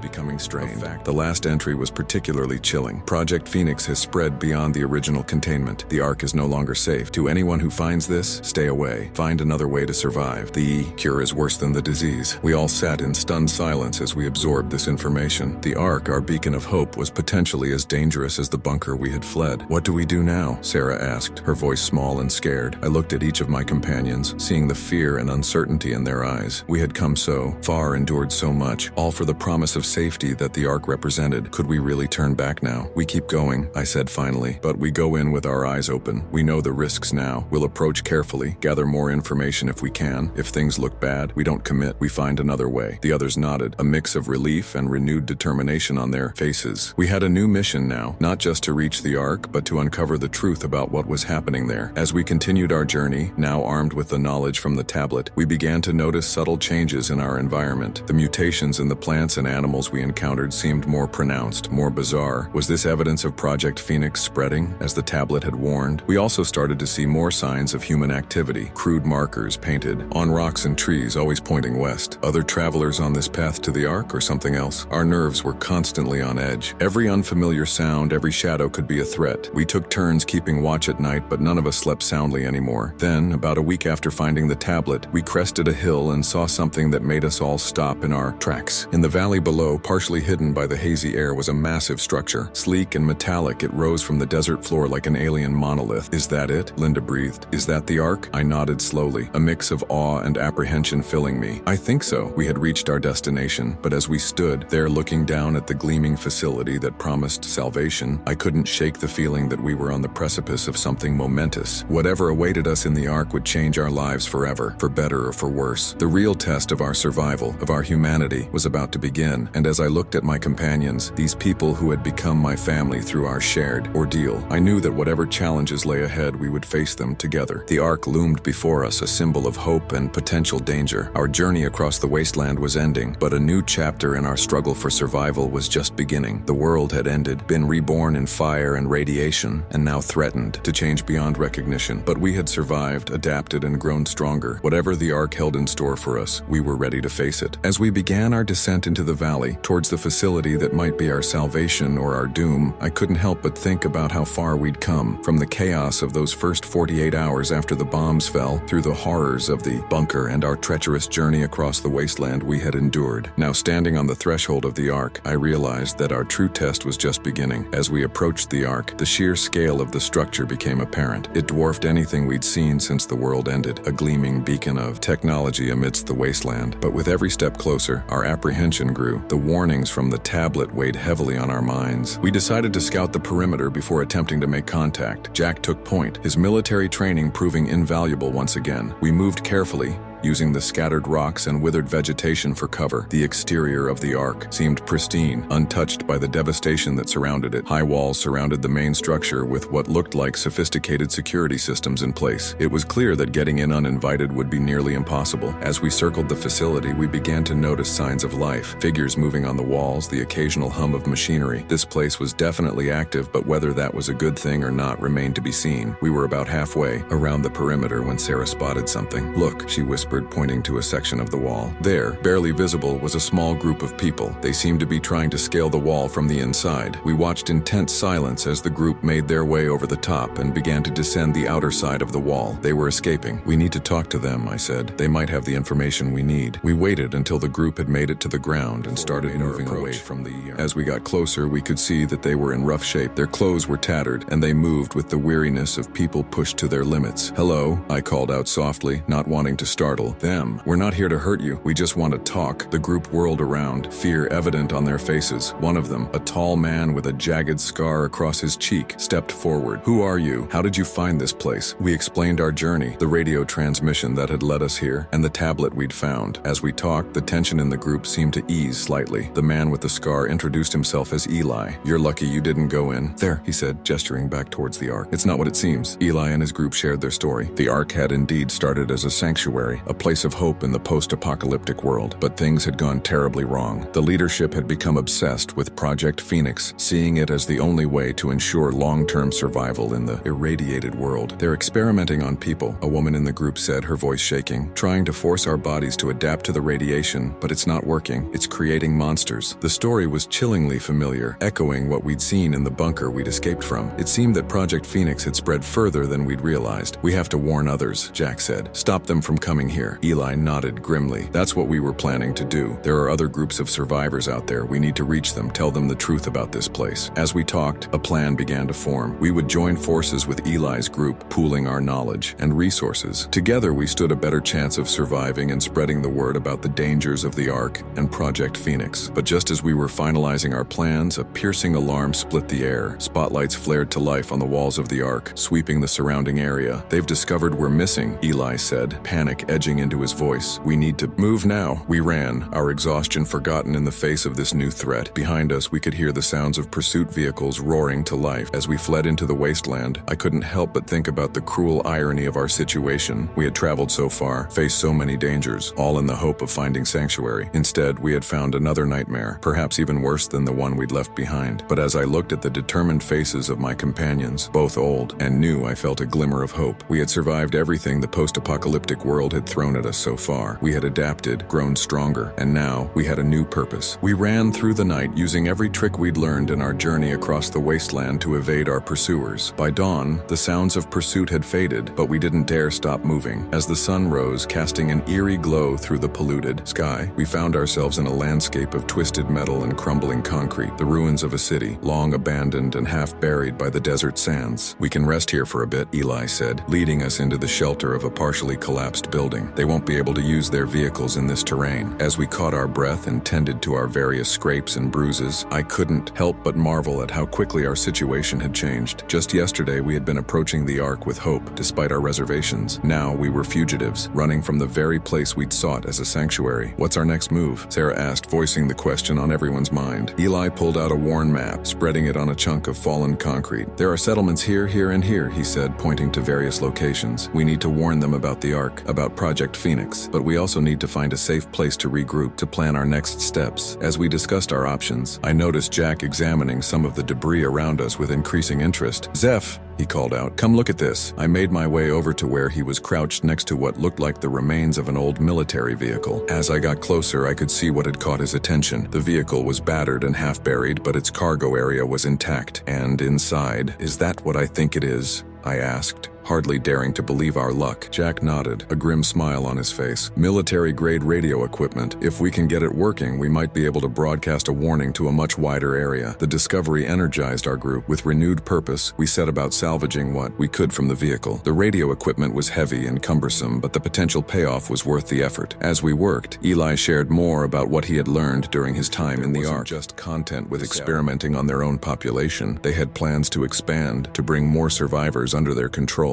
They truly believe they're saving humanity, Eli explained. They think that by forcing our evolution, they're ensuring our species' survival. But the cost is too high. His words sent a chill down my spine. I thought of Mike, of what had been done to him in the name of saving humanity. How many others had suffered the same fate? How many more would if we didn't stop this? By mid-afternoon, we had salvaged everything of use from the military vehicle and were ready to move on. We decided to head for the nearest settlement on Eli's map, hoping to find a defensible position where we could set up the radio equipment. As we traveled, I found myself reflecting on how much had changed since those first chaotic hours after the bombs fell. We had all been strangers then, thrown together by circumstance and desperate to survive. Now we were a team, united by a common purpose. Our journey took us through landscapes that seemed to become more alien with each passing mile. The mutations we saw in the plants and animals were more pronounced here, as if the very fabric of nature was unraveling around us. We saw forests of trees with metallic bark, fields of grass grass that seemed to whisper as we passed. Once, we spotted a herd of what might have once been deer, but were now something else entirely, their bodies elongated and covered in iridescent scales. "It's spreading," Linda murmured, her medical training allowing her to see what the rest of us could only guess at. "The changes from Project Phoenix, they're not confined to the test subjects. They're affecting everything." Her words hung heavy in the air. If she was right, then the threat we faced was even greater than we had imagined. It wasn't just about stopping the Ark and their experiments. We were in a race against time to preserve what was left of our world, of our very humanity. As night fell, we made camp in the lee of a large rock formation. The stars above were unfamiliar, new constellations born from the atmospheric changes wrought by the war. It was a stark reminder of how much had been lost, how much had changed. We took turns keeping watch, too wary of pursuit to fully let our guard down. During my shift, I found myself staring at the salvaged radio equipment, willing it to work. It represented our best hope of warning others, of preventing more people from falling into the trap that the Ark had become. Dawn broke, painting the sky in unnatural hues of green and purple. We ate a quick breakfast of our dwindling rations and set out again, pushing ourselves to cover as much ground as possible. By mid-morning, we caught our first glimpse of the settlement we were heading for. It was a ramshackle affair, a collection of makeshift buildings surrounded by a wall of scavenged materials. But to our eyes, after so long in the wasteland, it looked like a metropolis. As we approached, we could see figures moving on the walls, weapons glinting in the strange light. They had spotted us. "Careful now," Eli warned. "They're likely to be wary of strangers. Let me do the talking." We stopped a safe distance from the settlement's walls, hands raised to show we weren't a threat. For a tense moment, nothing happened. Then a voice called out from the wall. "State your business." Eli stepped forward. "We come seeking shelter and bearing a warning. We have information about the Ark." There was a pause, then the sound of hurried conversation from the walls. Finally, the voice called out again. "Approach slowly. Any sudden moves and we open fire." As we walked towards the gate, I couldn't help but feel a mix of hope and apprehension. We had reached our immediate goal, but the real challenge was just beginning. We had to convince these people of the threat posed by the Ark and Project Phoenix. We had to find a way to broadcast our warning to others, and all the while, we had to stay one step ahead of those who would silence us. The gate creaked open as we reached it, revealing a group of armed survivors. Their eyes were hard, their faces weathered by life in this harsh new world. But as Eli began to speak, telling them of the Ark and its horrors, I saw something change in their expressions: recognition, fear, and finally, resolve. We had found allies in our fight, but as I looked at the patched-together walls of the settlement, at the meager weapons they carried, I couldn't help but wonder, would it be enough? The Ark had technology, resources, and the fanatical belief that their cause was just. We had only the truth and our determination to spread it. As we were led into the settlement, I realized that our journey was far from over. In many ways, it was just beginning. The first 48 hours after the bombs fell had been about simple survival. Now we were fighting for the very future of humanity. But looking at my companions, at the faces of those who had chosen to stand with us, I felt a surge of hope. Whatever came next, we would face it together. We had survived the end of the world. Now it was time to save what was left of it. The settlement, which we learned was called Haven, was a bustling hive of activity. Despite the harsh conditions of the post-apocalyptic world, the people here had managed to create a semblance of normalcy. Gardens grew mutated but edible vegetables. Makeshift solar panels provided limited electricity, and there was even a rudimentary school for the children. We were taken to meet the settlement's leader, a stern-faced woman named Kara. She listened intently as we shared our story and warned about the Ark and Project Phoenix. When we finished, she sat in silence for a long moment, her eyes distant. "We've heard whispers about the Ark," she finally said. "Rumors of a sanctuary with advanced technology. Some of our people have left to seek it out. None have returned." Her words sent a chill through me. How many other settlements had lost people to the Ark's false promises? Kara agreed to let us set up our salvaged radio equipment. "If what you're saying is true, we need to warn as many people as possible," she said. "But be warned, broadcasting our location could bring dangers of its own." Over the next few days, we worked tirelessly to get the radio operational. Jack's technical skills proved invaluable, as did the assistance of Haven's resident engineer, a wiry man named Thomas. The rest of us helped where we could and tried to integrate with the community, sharing our experiences and learning about life in Haven. It was during this time that I noticed something odd. Some of the older residents of Haven seemed to be showing signs of mutation. Nothing as extreme as what we'd seen in the bunker or heard about from the Ark, but subtle changes. Extra digits, unusually colored eyes, patches of hardened skin. When I mentioned this to Linda, she nodded grimly. "I've noticed it too," she said. "I think it's the long-term effects of low-level radiation exposure. It's changing us, Seth, slowly but surely." Her words stayed with me, adding a new urgency to our mission. We weren't just fighting against the Ark's twisted vision of forced evolution. We were in a race against time, against the very environment that was reshaping humanity. On the fourth day, we finally got the radio working. The crackle of static filled the air as Jack Jack carefully tuned the frequency. "Here goes nothing," he said, handing me the microphone. I took a deep breath, trying to calm my nerves. This broadcast could save countless lives, or it could bring the Ark's wrath down upon us. Either way, there was no turning back now. "To anyone who can hear this," I began, "this is a warning. The sanctuary known as the Ark is not what it seems. They are conducting dangerous experiments, trying to forcibly mutate humans to survive in this new world. Many have died or been transformed into something no longer human. If you're thinking of seeking out the Ark, don't. Stay away. Find another way to survive. We are located at..." Suddenly, alarms blared throughout the settlement. Kara burst into the room, her face pale. "We've got incoming," she said. "Multiple vehicles approaching fast from the direction of the Ark." My heart sank. We'd been too late. The Ark had found us. The next few hours were a blur of frantic activity. Haven's residents mobilized with practiced efficiency, preparing defenses and evacuating the most vulnerable to hidden shelters. Our group split up to help where we could, Jack and Thomas working to fortify the walls, Linda assisting in setting up a medical station, Sarah and I helping to coordinate the evacuation. As the sun began to set, painting the sky in ominous shades of red and purple, we got our first visual on the approaching force. It was worse than we'd feared. Multiple armored vehicles bristling with weapons, and behind them, something that made my blood run cold, large, vaguely humanoid figures, moving with inhuman speed and grace. "My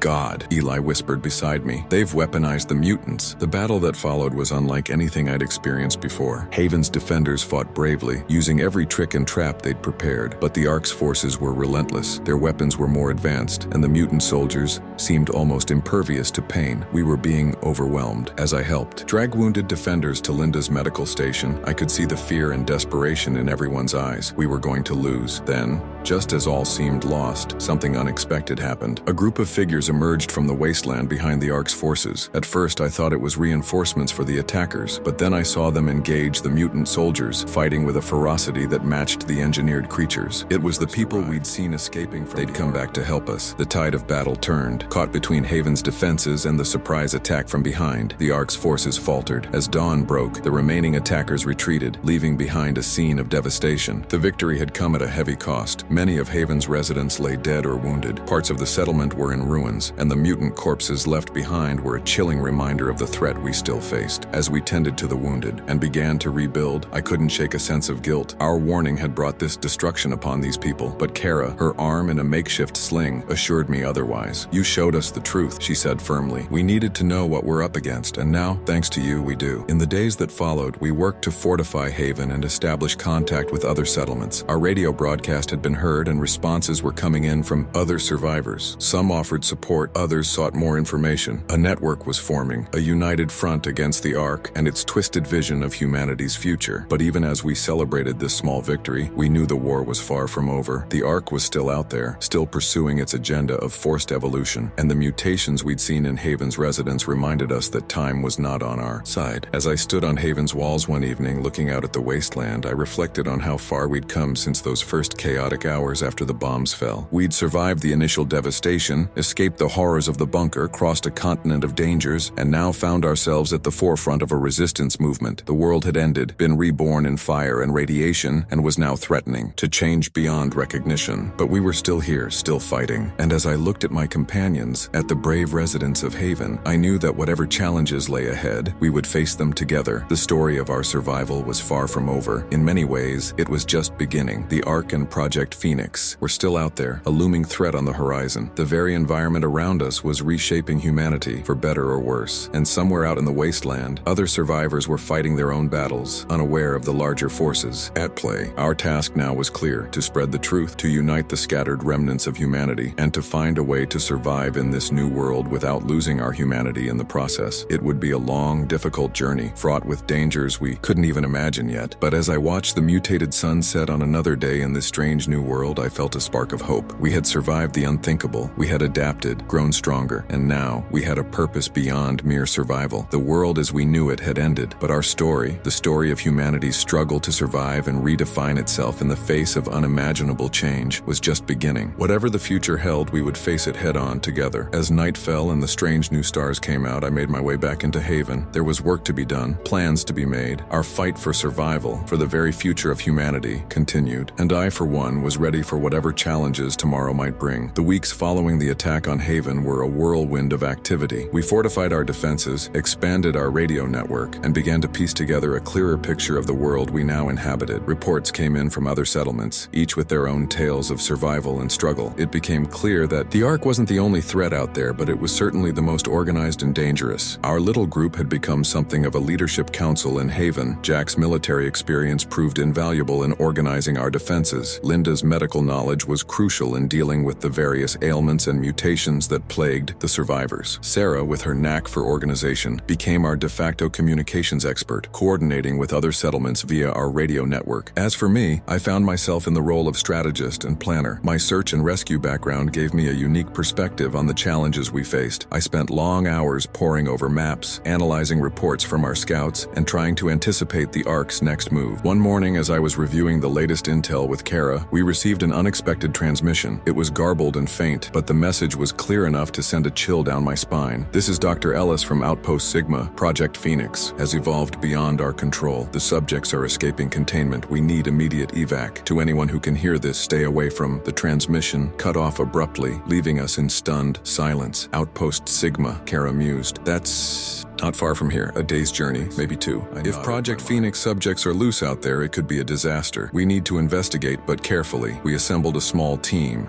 Jack, Linda, and myself from our original group, plus Eli and two of Haven's best scouts. The plan was to do a quick recon of Outpost Sigma, gather any intel we could, and get out fast. As we prepared for the mission, I couldn't shake a sense of foreboding. We were voluntarily heading towards the very danger we'd been warning others about, but we needed information, and this might be our best chance to get it. We set out at dawn, making our way through the twisted landscape. The mutations in the flora and fauna seemed more pronounced the closer we got to Outpost Sigma. Trees with bark like metal, flowers that seemed to follow our movement, animals that defied classification. It was as if reality itself was unraveling around us. By nightfall, we could see the outpost in the distance. It was a squat, fortified building, eerily dark and silent. We made camp a safe distance away, planning to approach at first light. As we sat around our small camouflaged fire, Eli voiced what we were all thinking. What if we're too late? What if whatever got loose has already moved on? Then we gather whatever intel we can from the outpost, Jack replied. Either way, we need to know what we're dealing with. Sleep was fitful that night, our dreams haunted by visions of mutated horrors. We woke to a world shrouded in a sickly green mist, the air heavy with an electric charge that made our hair stand on end. As we approached Outpost Sigma, the silence was oppressive. No signs of life, no movement, just the low hum of emergency power systems. The main door was ajar, bent outward as if something had forced its way out. "I don't like this," Linda muttered, her hand tightening on her makeshift weapon. We entered cautiously, our flashlights cutting through the gloom. The interior was a scene of chaos. Overturned furniture, shattered equipment, and dark stains on the walls that I tried not to think too hard about. We split into pairs to cover more ground. Linda and I headed for what looked like a research area, while Jack and Eli searched for the communications room. The Haven scouts kept watch at the entrance. The research lab was a horror show, smashed. Containment units lined the walls, their former occupants nowhere to be seen.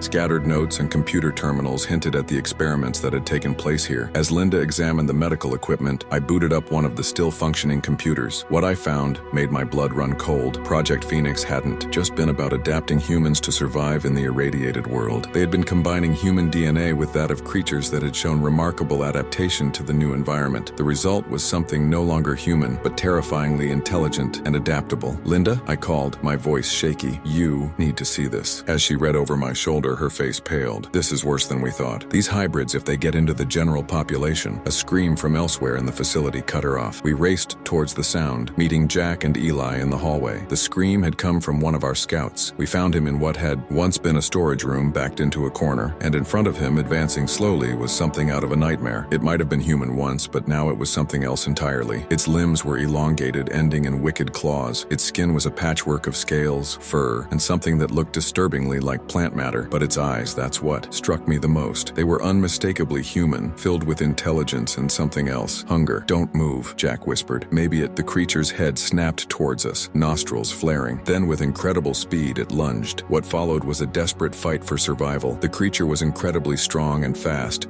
seeming to shrug off our attacks. It took our combined efforts and the sacrifice of one of our weapons as a makeshift spear to finally bring it down. As we stood there, panting and shaken, I realized the true horror of what Project Phoenix had unleashed. This wasn't just about survival anymore. It was about the very definition of humanity. We quickly gathered all the data we could from the outpost computers and prepared to leave. But as we stepped outside, we realized our problems were far from over. In the distance, we could see shapes moving through the mist. Lots of shapes. "Run," I said, and no one argued. We fled back towards Haven, the sounds of pursuit never far behind. The 2-day journey back turned into a non-stop marathon of terror. We took turns carrying the precious data we'd recovered, knowing it could be the key to understanding and maybe stopping what Project Phoenix had started. As Haven's walls finally came into view, I allowed myself to hope that we'd made it, deep down, but that this was just the beginning. We had survived the initial war, the fallout, the desperate journey across the wasteland. Now we faced a threat to our very existence as a species. Back in Haven, as we shared what we'd learned, I could see the fear in everyone's eyes. The Ark and Project Phoenix had unleashed something they couldn't control, and now we all had to deal with the consequences. But as I looked around at the determined faces of my companions, at the community we'd built here in Haven, I felt a glimmer of hope. We had come so far, survived so much, we wouldn't give up now. The road ahead would be difficult, perhaps even more so than what we'd already endured. We needed to warn other settlements, find a way to counter the hybrids, and somehow forge a future for humanity in this ever-changing world. As the mutated sun set on another day in this new world, I knew that our greatest challenges still lay ahead. The war that had ended our old world was nothing compared to the fight we now faced, the fight for the very future of our species. But we would face it together, as we had faced everything else, because that's what it means to be human, to adapt, to survive, to hold on to our humanity even in the face of unimaginable change. The world had ended, been reborn, and was changing again before our eyes. Our journey, the journey of the last true humans, was far from over. In fact, it was just beginning. The days following our return from Outpost Sigma were filled with frantic activity. We pored over the data we'd recovered, trying to make sense of the horrors Project Phoenix had unleashed. Linda and our makeshift science team worked around the clock, analyzing the genetic information and searching for any weaknesses we could exploit. Meanwhile, Jack and I focused on fortifying Haven. We knew it was only a matter of time before the hybrids found us, and we needed to be ready. We set up early warning systems, trained everyone who could hold a weapon, and prepared evacuation plans for the worst-case scenario. Sarah took charge of our communication efforts, reaching out to every settlement we knew of to warn them about the new threat. The responses were a mix of disbelief, panic, and grim determination. Some settlements went dark, either not believing us or deciding to face the threat alone. Others pledged their support, creating a loose network of allies in our fight for survival. It was during one of these communication sessions that we received a transmission that would change everything. A voice distorted by static but unmistakably human broke through on an encrypted frequency we hadn't used before. To any survivors who can hear this, we are scientists from the original Project Phoenix. We were wrong. What we created is beyond our control, but we have a plan to stop it. We need help. If you're out there, if you're still human, please respond. Our coordinates are... The transmission cut off abruptly, leaving us staring at each other in stunned silence. Could this be a trap, or was it a genuine plea for help from people who might have the knowledge to end this nightmare? After hours of debate, we decided we couldn't ignore this potential lifeline. We managed to triangulate the source of the transmission to a location about a week's journey from Haven. It was risky, but we had to take the chance. We assembled a team: myself, Jack, Linda, and 2 of Haven's best fighters. The rest would stay behind to protect the settlement. Kara would be in charge, with Sarah coordinating communications. The night before we left, I couldn't sleep. The weight of what we were about to do pressed down on me. If this was a trap, we might be dooming not just ourselves, but all of Haven. But if it was real, if these scientists truly had a way to stop the hybrids, it could be our only chance at a future. We set out at dawn, our packs heavy with supplies and weapons. The world outside Haven's walls seemed to have changed even in the short time since our last expedition. The mutations in the flora and fauna were more pronounced, more alien. It was as if the very fabric of reality was unraveling around us. On the 3rd day of our journey, we had our first encounter with the hybrids. We were passing through the ruins of a small town when we heard a low, guttural sound that was neither human nor animal. We barely had time to take cover before they were upon us. There were 3 of them, each more nightmarish than the last. One seemed to be part plant, its limbs elongated into vine-like appendages. Another had skin like burnished metal, glinting in the strange light. The third was a patchwork of fur, scales, and something that pulsed with an inner light. The fight was brutal and desperate. Our weapons seemed to do little damage at first, but we quickly learned to target what appeared to be vital areas. Jack managed to take down the plant-like one with a well-placed shot to what we hoped was its head, the metallic one, using a combination of gunfire and improvised explosives. The last one, the patchwork creature, proved the most difficult difficult. It was fast, incredibly strong, and seemed to be able to regenerate from injuries. We were on the verge of being overwhelmed when one of Haven's fighters made a desperate move. He charged the creature with a makeshift spear, managing to impale it through what we guessed was its heart before being struck down himself. As the dust settled, we tended to our wounds and buried our fallen comrade. The encounter had shaken us all. These hybrids were even more formidable than we had imagined. And if there were more out there, which we had to assume there were, our journey had just become infinitely more dangerous. We pressed on, more cautious now, always on the alert for signs of the hybrids. The landscape became increasingly bizarre as we neared our destination. We saw forests of crystalline trees that chimed in the wind, fields of what looked like metallic grass that rippled like water, and once, a herd of creatures that seemed to phase in and out of existence as they moved. On the 6th day, we crested a hill and saw our destination. It was a complex of low buildings, partially buried in the side of a mountain. Solar panels glinted on the roofs, and we could see the faint shimmer of what might be some kind of energy shield surrounding the area. As we approached, figures emerged from the buildings. They were human, or at least appeared to be, dressed in makeshift hazmat suits. One of them stepped forward, hands raised in a gesture of peace. "You came," the figure said, voice muffled by their suit. "We weren't sure anyone would." I stepped forward, my hand never far from my weapon. "We heard your transmission. You said you have a way to stop the hybrids." The figure nodded. "We do, or at least we think we do, but we need your help to make it work." They led us into the complex through airlocks and decontamination chambers. Inside, we found a fully equipped laboratory, far more advanced than anything we'd seen since the world ended. The lead scientist, Dr. Emilia Chen, explained their plan. They had developed a virus that could target the hybrid DNA, unraveling the genetic modifications that made them so dangerous. But to distribute it effectively, they needed access to the Ark's broadcasting equipment. The Ark has a satellite uplink, Dr. Chen explained. If we can upload our virus to their system, we can spread it across the entire affected area. It won't kill the hybrids, but it will destabilize their genetic structure, making them vulnerable. It was a daring plan, bordering on insane. Infiltrating the Ark would be incredibly dangerous. But as Dr. Chen laid out the details, I began to see how it might work. We spent the next few days preparing. The scientists worked to refine their virus, while we strategized how to get into the Ark, made contact with Haven, updating them on the situation and coordinating a multi-pronged assault to distract the Ark's defenses. The night before we were set to leave, Dr. Chen pulled me aside. "There's something you need to know," she said, her face grave. "The virus, it won't just affect the hybrids. Anyone with significant genetic mutations will be impacted. And given the levels of radiation and exposure to Project Phoenix materials," I understood what she was saying. Many survivors, including some of us, had likely undergone some level of mutation. This cure could be as dangerous to us as it was to the hybrids. "How bad will it be?" I asked, dreading the answer. Dr. Chen shook her head. "We don't know. It could be anything from minor illness to it could be fatal for some." The weight of this knowledge was almost unbearable. We were contemplating unleashing something that could potentially harm the very people we were trying to save. But what choice did we have? The hybrids were an existential threat to what remained of humanity. As I lay awake that night, I wrestled with the implications of what we were about to do. We had survived the initial war, the fallout, the horrors of the Ark, and the terror of the hybrids. Now we faced a new threat, one born of our own desperate attempt to survive. The next morning, as we prepared to set out for the Ark, I looked at my companions. Jack, Linda, the fighters from Haven, the scientists who had created this double-edged cure. We were an unlikely group of heroes, scarred and changed by the world we now inhabited, but we were humanity's last hope. I thought about everyone back in Haven, about all the survivors out there who didn't even know the threat they faced. We were making a choice that would affect all of them, for better or worse. The responsibility was enormous, but we couldn't shy away from it. As we stepped out into the wasteland, our path set towards the Ark and whatever awaited us there, I felt a strange mix of dread and hope.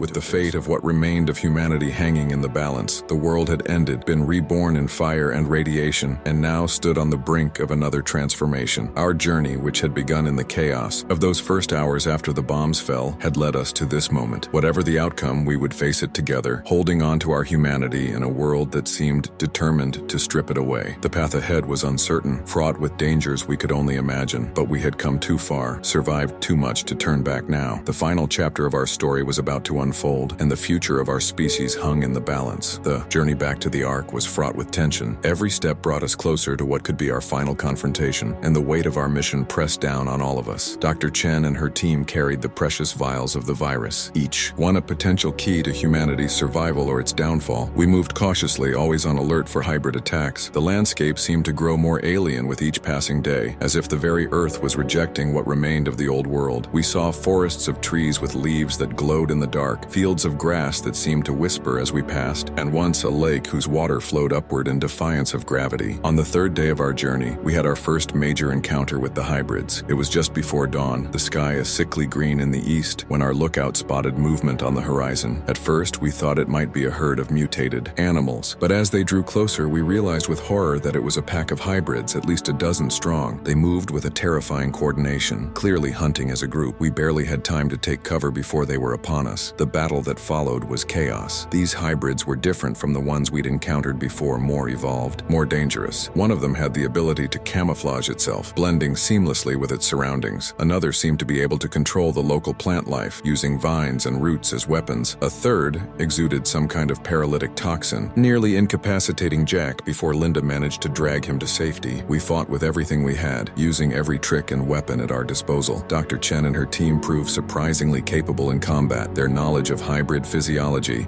allowing them to target weak points we wouldn't have recognized. In the end, we managed to drive them off, but not without cost. 2 of our group were dead, and several others, including myself, were injured. As Linda patched us up using our dwindling medical supplies, I couldn't help but wonder if we'd make it to the Ark at all, but we pressed on. We had to. The fate of humanity rested on our success. As we neared the Ark, we began to see signs of its influence. The mutations in the landscape became more pronounced, more deliberate. We passed fields of crops that were clearly engineered, growing in perfectly straight rows despite the harsh conditions. Once, we saw a patrol of what looked like partially transformed humans, not quite hybrids, but no longer fully human either. We managed to avoid detection, but it was a close thing. The Ark's security was tight, and getting tighter the closer we got. It was clear they were on high alert, probably aware of our approach. Finally, after a week of grueling travel, we crested a hill and saw it. The Ark loomed before us, a massive structure of metal and glass rising out of the wasteland like an alien monolith. It was both awe-inspiring and terrifying, a testament to human ingenuity and hubris. We made camp in a hidden valley, just out of sight of the Ark's patrols. As night fell, we gathered to finalize our plan. The satellite uplink is here, Dr. Chen said, pointing to a spot on the crude map we'd drawn. It's heavily guarded, but if we can get to it, we can upload the virus to their system and broadcast it across the affected area. And what about the hybrids inside the Ark? Jack asked, his voice still raspy from his close call with the paralytic toxin. Dr. Chen's face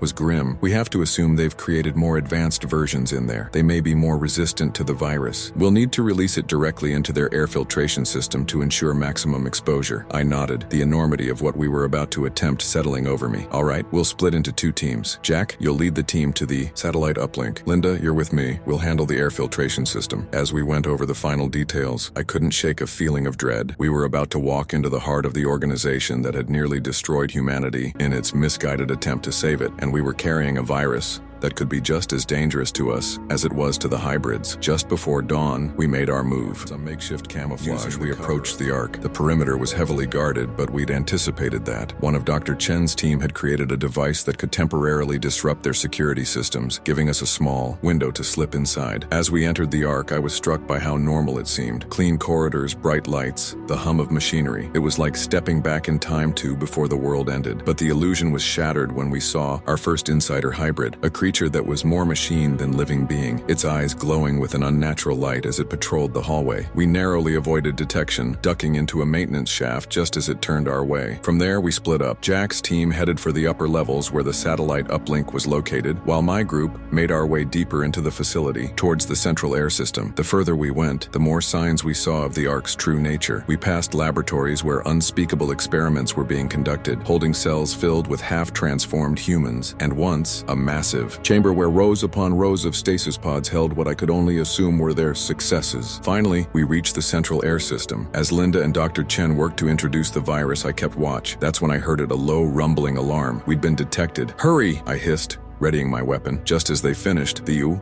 door burst open. A group of hybrids, led by a figure I recognized with a jolt of horror, stormed in. It was Colonel Reeves, the man who had run the bunker we'd escaped from so long ago. But he was changed, his body a grotesque merger of man and machine. "Did you really think you could stop us?" he snarled, his voice a metallic rasp. "We are the future of humanity, your relics, destined for extinction." What followed was a desperate fight for survival. The hybrids were incredibly strong and fast, but we had the advantage of surprise and desperation. Linda managed to activate the air system, releasing the virus into the Ark's atmosphere. As we fought, I began to feel the effects of the virus, a burning sensation in my lungs, a weakness in my limbs. But I pushed through, knowing that every second we held them off was another second for the virus to spread. Suddenly, the facility shook with a massive explosion. Jack's team must have succeeded in reaching the satellite uplink. The virus was broadcasting, not just through the Ark, but to the entire affected area. Colonel Reeves let out a howl of rage and pain, his hybrid body beginning to break down under the effect of the virus. The other hybrids were similarly affected, their coordinated attack faltering. We seized the opportunity, fighting our way out of the room and towards the exit. The Ark was in chaos, alarms blaring, hybrids and humans alike stumbling and falling as the virus took effect. As we burst out into the open air, I saw Jack and the remains of his team running towards us. Behind them, the Ark was burning, secondary explosions rocking the massive structure. We ran, not stopping until we were well clear of the facility. As we watched from a distant hill, the Ark, the symbol of humanity's hubris and the source of so much suffering, collapsed in on itself. The virus was released. The hybrids were neutralized, but at what cost? As I looked at my companions, all of us coughing and struggling to breathe, I realized that our fight for survival was far from over. We had won the battle against the Ark and the hybrids, but the war for humanity's future was just beginning. The virus was out there now, affecting not just the hybrids, but anyone with significant mutations, which, in this irradiated world, could be almost everyone. As we made our way back to Haven, each step a struggle, I couldn't help but wonder, what kind of world would we find when we got there? And what kind of future could we build from the ashes of the old world and the ruins of the Ark? The journey that had begun in the chaos of those first hours after the bombs fell had led us here, to a moment of victory that felt hollow and uncertain. We had survived the end of the world, but now we faced a new challenge, defining what it meant to be human in a world that had fundamentally changed. As we walked into an uncertain future, I realized that our story was far from over. In many ways, it was just beginning. The world had ended, been reborn, and now stood on the brink of yet another transformation. Whatever came next, we would face it together, holding on to our humanity in a world that seemed determined to strip it away. The journey back to Haven was arduous. Each of us was battling the effects of the virus, our bodies racked with fever and fatigue. The landscape seemed to shift and warp around us, and I wasn't sure if it was the virus or if the world itself was changing in response to what we'd done. We lost two more of our group. The strain of the virus on top of the radiation exposure and the physical toll of our mission. We buried them as best we could, marking their graves with makeshift crosses made from the debris of the old world. As we neared Haven, our hearts filled with a mixture of hope and dread. What would we find? Had the virus reached there before us? How had it affected the people we'd left behind? The answer came into view as we crested the final hill. Haven was still standing, but it was clear something was terribly wrong. The usual bustle of activity was absent. No sentries on the walls,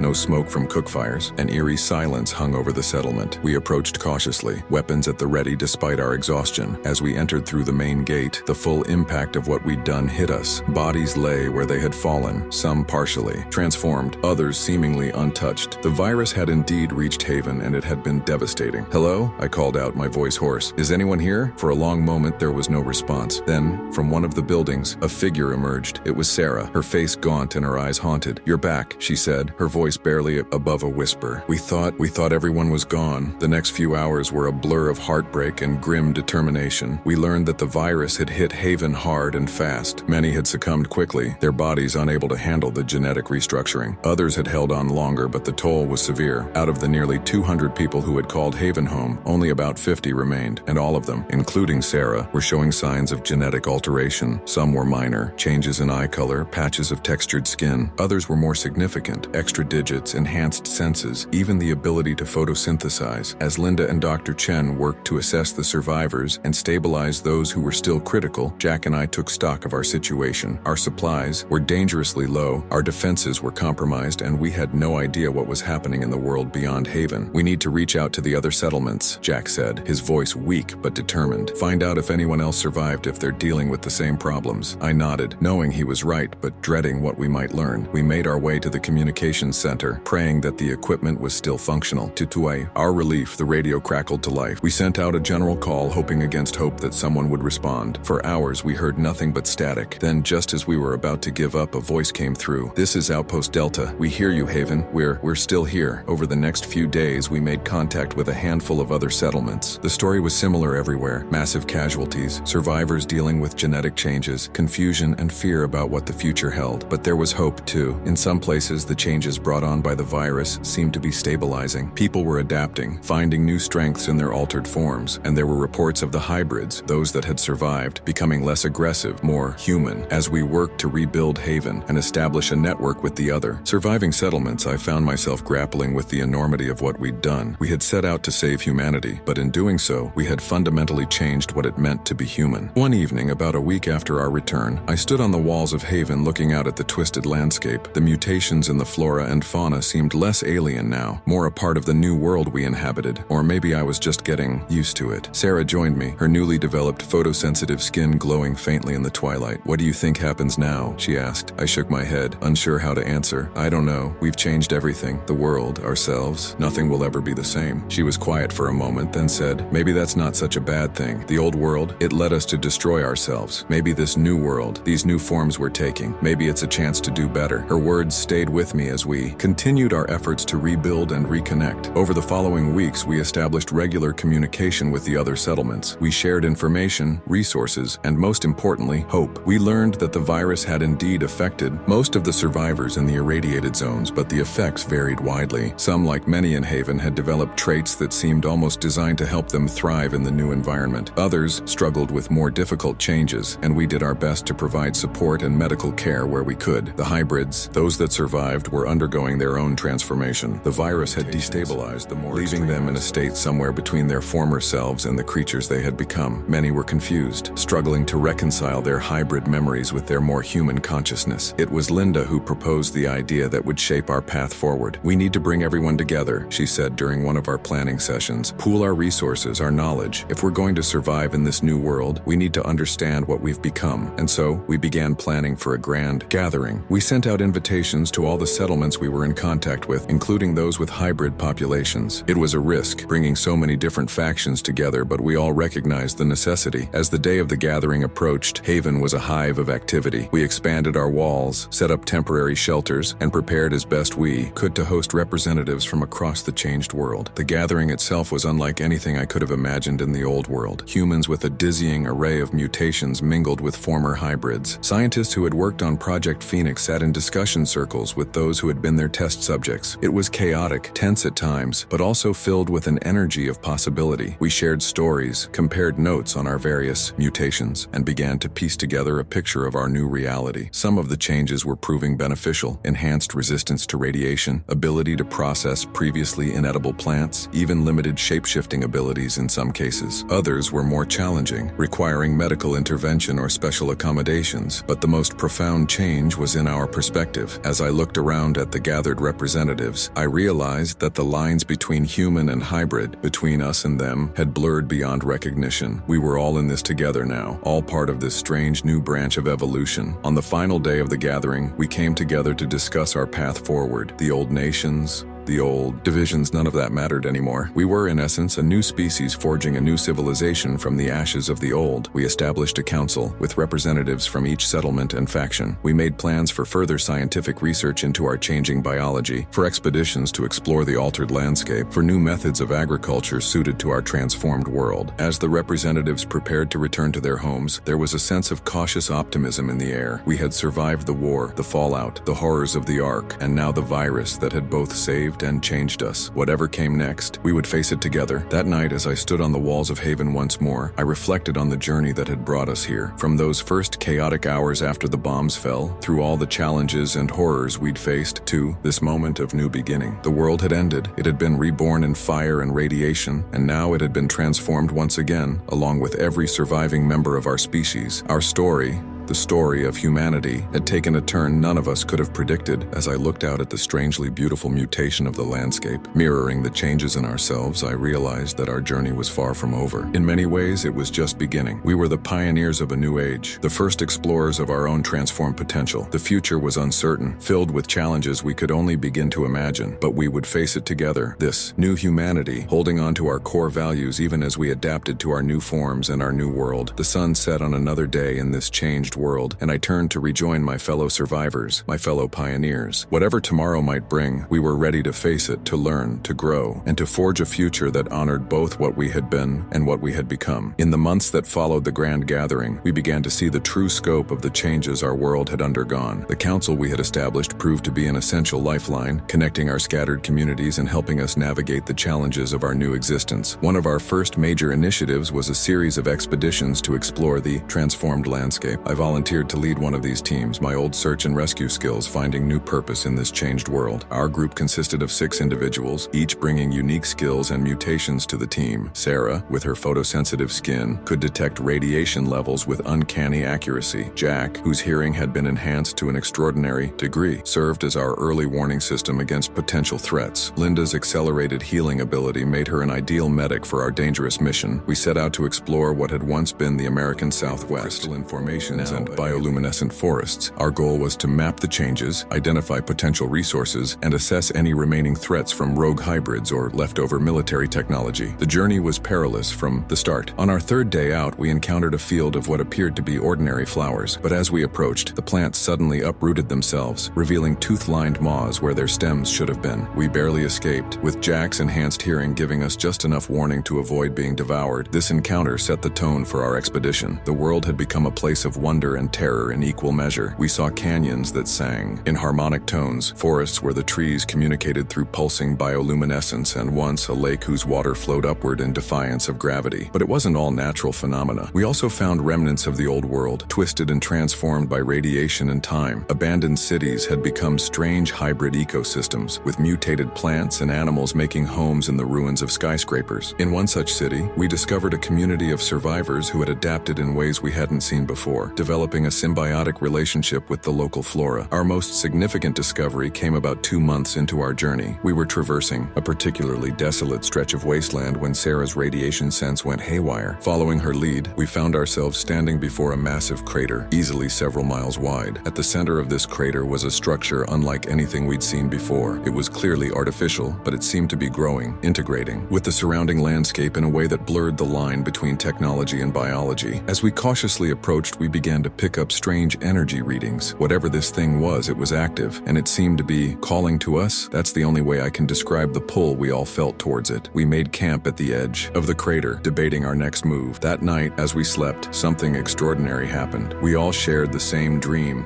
a vision of a possible future where humanity, in all its new and varied forms, had learned to coexist with the changed world. The structure in the crater seemed to be at the center of this vision, a beacon of hope and a bridge between the old world and the new. When we awoke, we knew we had to investigate further. As we descended into the crater, the structure seemed to respond to our presence. Openings appeared where there had been none before, inviting us in. Inside, we found a marvel of technology and biology working in perfect harmony. It appeared to be some kind of terraforming engine, but on a scale and level of sophistication far beyond anything from before the war. And it wasn't just reshaping the physical landscape, it was adapting, evolving, just as we were. We spent days studying the structure, piecing together its purpose and origins. From what we could gather, it had been a secret project, perhaps the government's contingency plan in case of global catastrophe. But the war and the subsequent changes had activated it prematurely, and it had been quietly working ever since, trying to stabilize the rapidly mutating ecosystem. This discovery changed everything. If we could understand this technology, learn to work with it instead of against it, we might be able to guide the course of our world's transformation. It wasn't about going back to the way things were. That was impossible now. But maybe we could shape a new world that was sustainable, where our transformed species could thrive. We immediately sent word back to the council, requesting additional resources and expertise to study the structure. But we also knew we had to be cautious. This kind of power in the wrong hands could be devastating. We'd already seen what could happen when humans tried to play God with Project Phoenix. As we waited for reinforcements, we continued our exploration of the structure and its immediate surroundings. Each day brought new discoveries and new questions. We found chambers that seemed to be designed for biological experimentation, vast databases of genetic information, and interfaces that responded to our mutated physiologies in ways we didn't fully understand. But we also found signs that we weren't the first to discover this place. There were traces of previous visitors, some human, some clearly hybrid, and others we couldn't identify. It seemed this structure had been influencing the course of our transformation for longer than we'd realized. About a week after our initial discovery, as we were exploring a previously unmapped section of the structure, we had our first encounter with its active defenses. A member of our team, in his excitement, touched a console we hadn't properly examined. Suddenly, the room came alive with energy, and before we could react, he was engulfed. When the light faded, he was changed. Not in any visible way, but he claimed he could feel the structure now, understand its rhythms and purposes on an intuitive level. It was both thrilling and terrifying, it seemed. The structure could rewrite our already mutated biology at will. We were still grappling with the implications of this when our reinforcements arrived. Among them was Dr. Chen, who had been eager to study the structure firsthand. Her expertise proved invaluable as we delved deeper into the mysteries of this place. As the days turned into weeks and the weeks into months, we began to unravel the true nature of the structure. It wasn't just a terraforming engine or a biological research station. It was a seed planted by some forward-thinking scientists of the old world, designed to guide the evolution of whatever life survived the apocalypse they saw coming. The implications were staggering. This structure, and others like it that we now believe are scattered across the globe, had been silently shaping our world, our mutations, our very evolution since the bombs fell. The hybrids, our own transformations, even the changes in the flora and fauna, all of it had been influenced by these structures. But the process wasn't complete. The structures were designed to work in concert, creating a balanced, sustainable new ecosystem. Our interference with Project Phoenix, the release of the virus, all of it had thrown the careful plans into disarray. Now, we faced a choice. We could try to shut down the structures, to halt the transformations,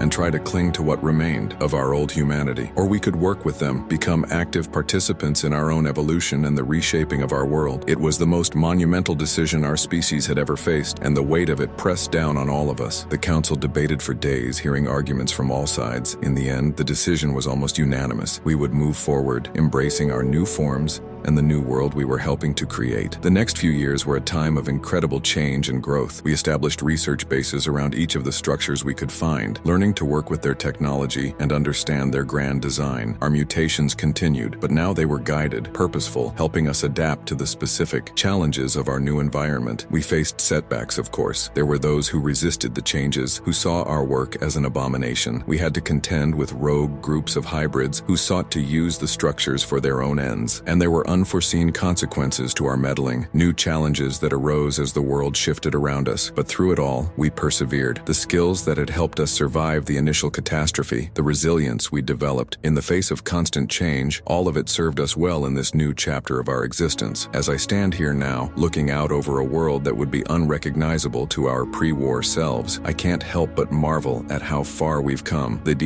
Barren wastelands have been transformed into thriving ecosystems. Our settlements have grown into cities that blend seamlessly with the new environment. And we, the survivors, have become something new, a species adapted to live in harmony with this transformed world. Our journey is far from over. Each day brings new discoveries, new challenges, new transformations. But we face them together as a united species, no longer divided by the petty concerns of the old world. The war that ended our old civilization was just the beginning. We've survived the apocalypse, adapted to a radically changed world, and now we're actively shaping our own evolution and the future of our planet. It's a future filled with uncertainty, but also with infinite possibility. As I prepare to embark on another expedition to explore more of this wondrous and terrifying new world we've helped create, I can't help but reflect on the journey that brought us here. From those first chaotic hours after the bombs fell, through all the horrors and challenges we faced, to this moment of transformation and rebirth, we are no longer merely survivors. We are the architects of a new world, the pioneers of a new phase of human evolution. And whatever the future holds, we will face it together, united in our diversity, stronger for the challenges we've overcome. The world ended, it was reborn, and now it transforms anew with every passing day. Our story, the story of humanity's greatest trial and most extraordinary transformation, continues, and I, for one, can't wait to see what the next chapter holds.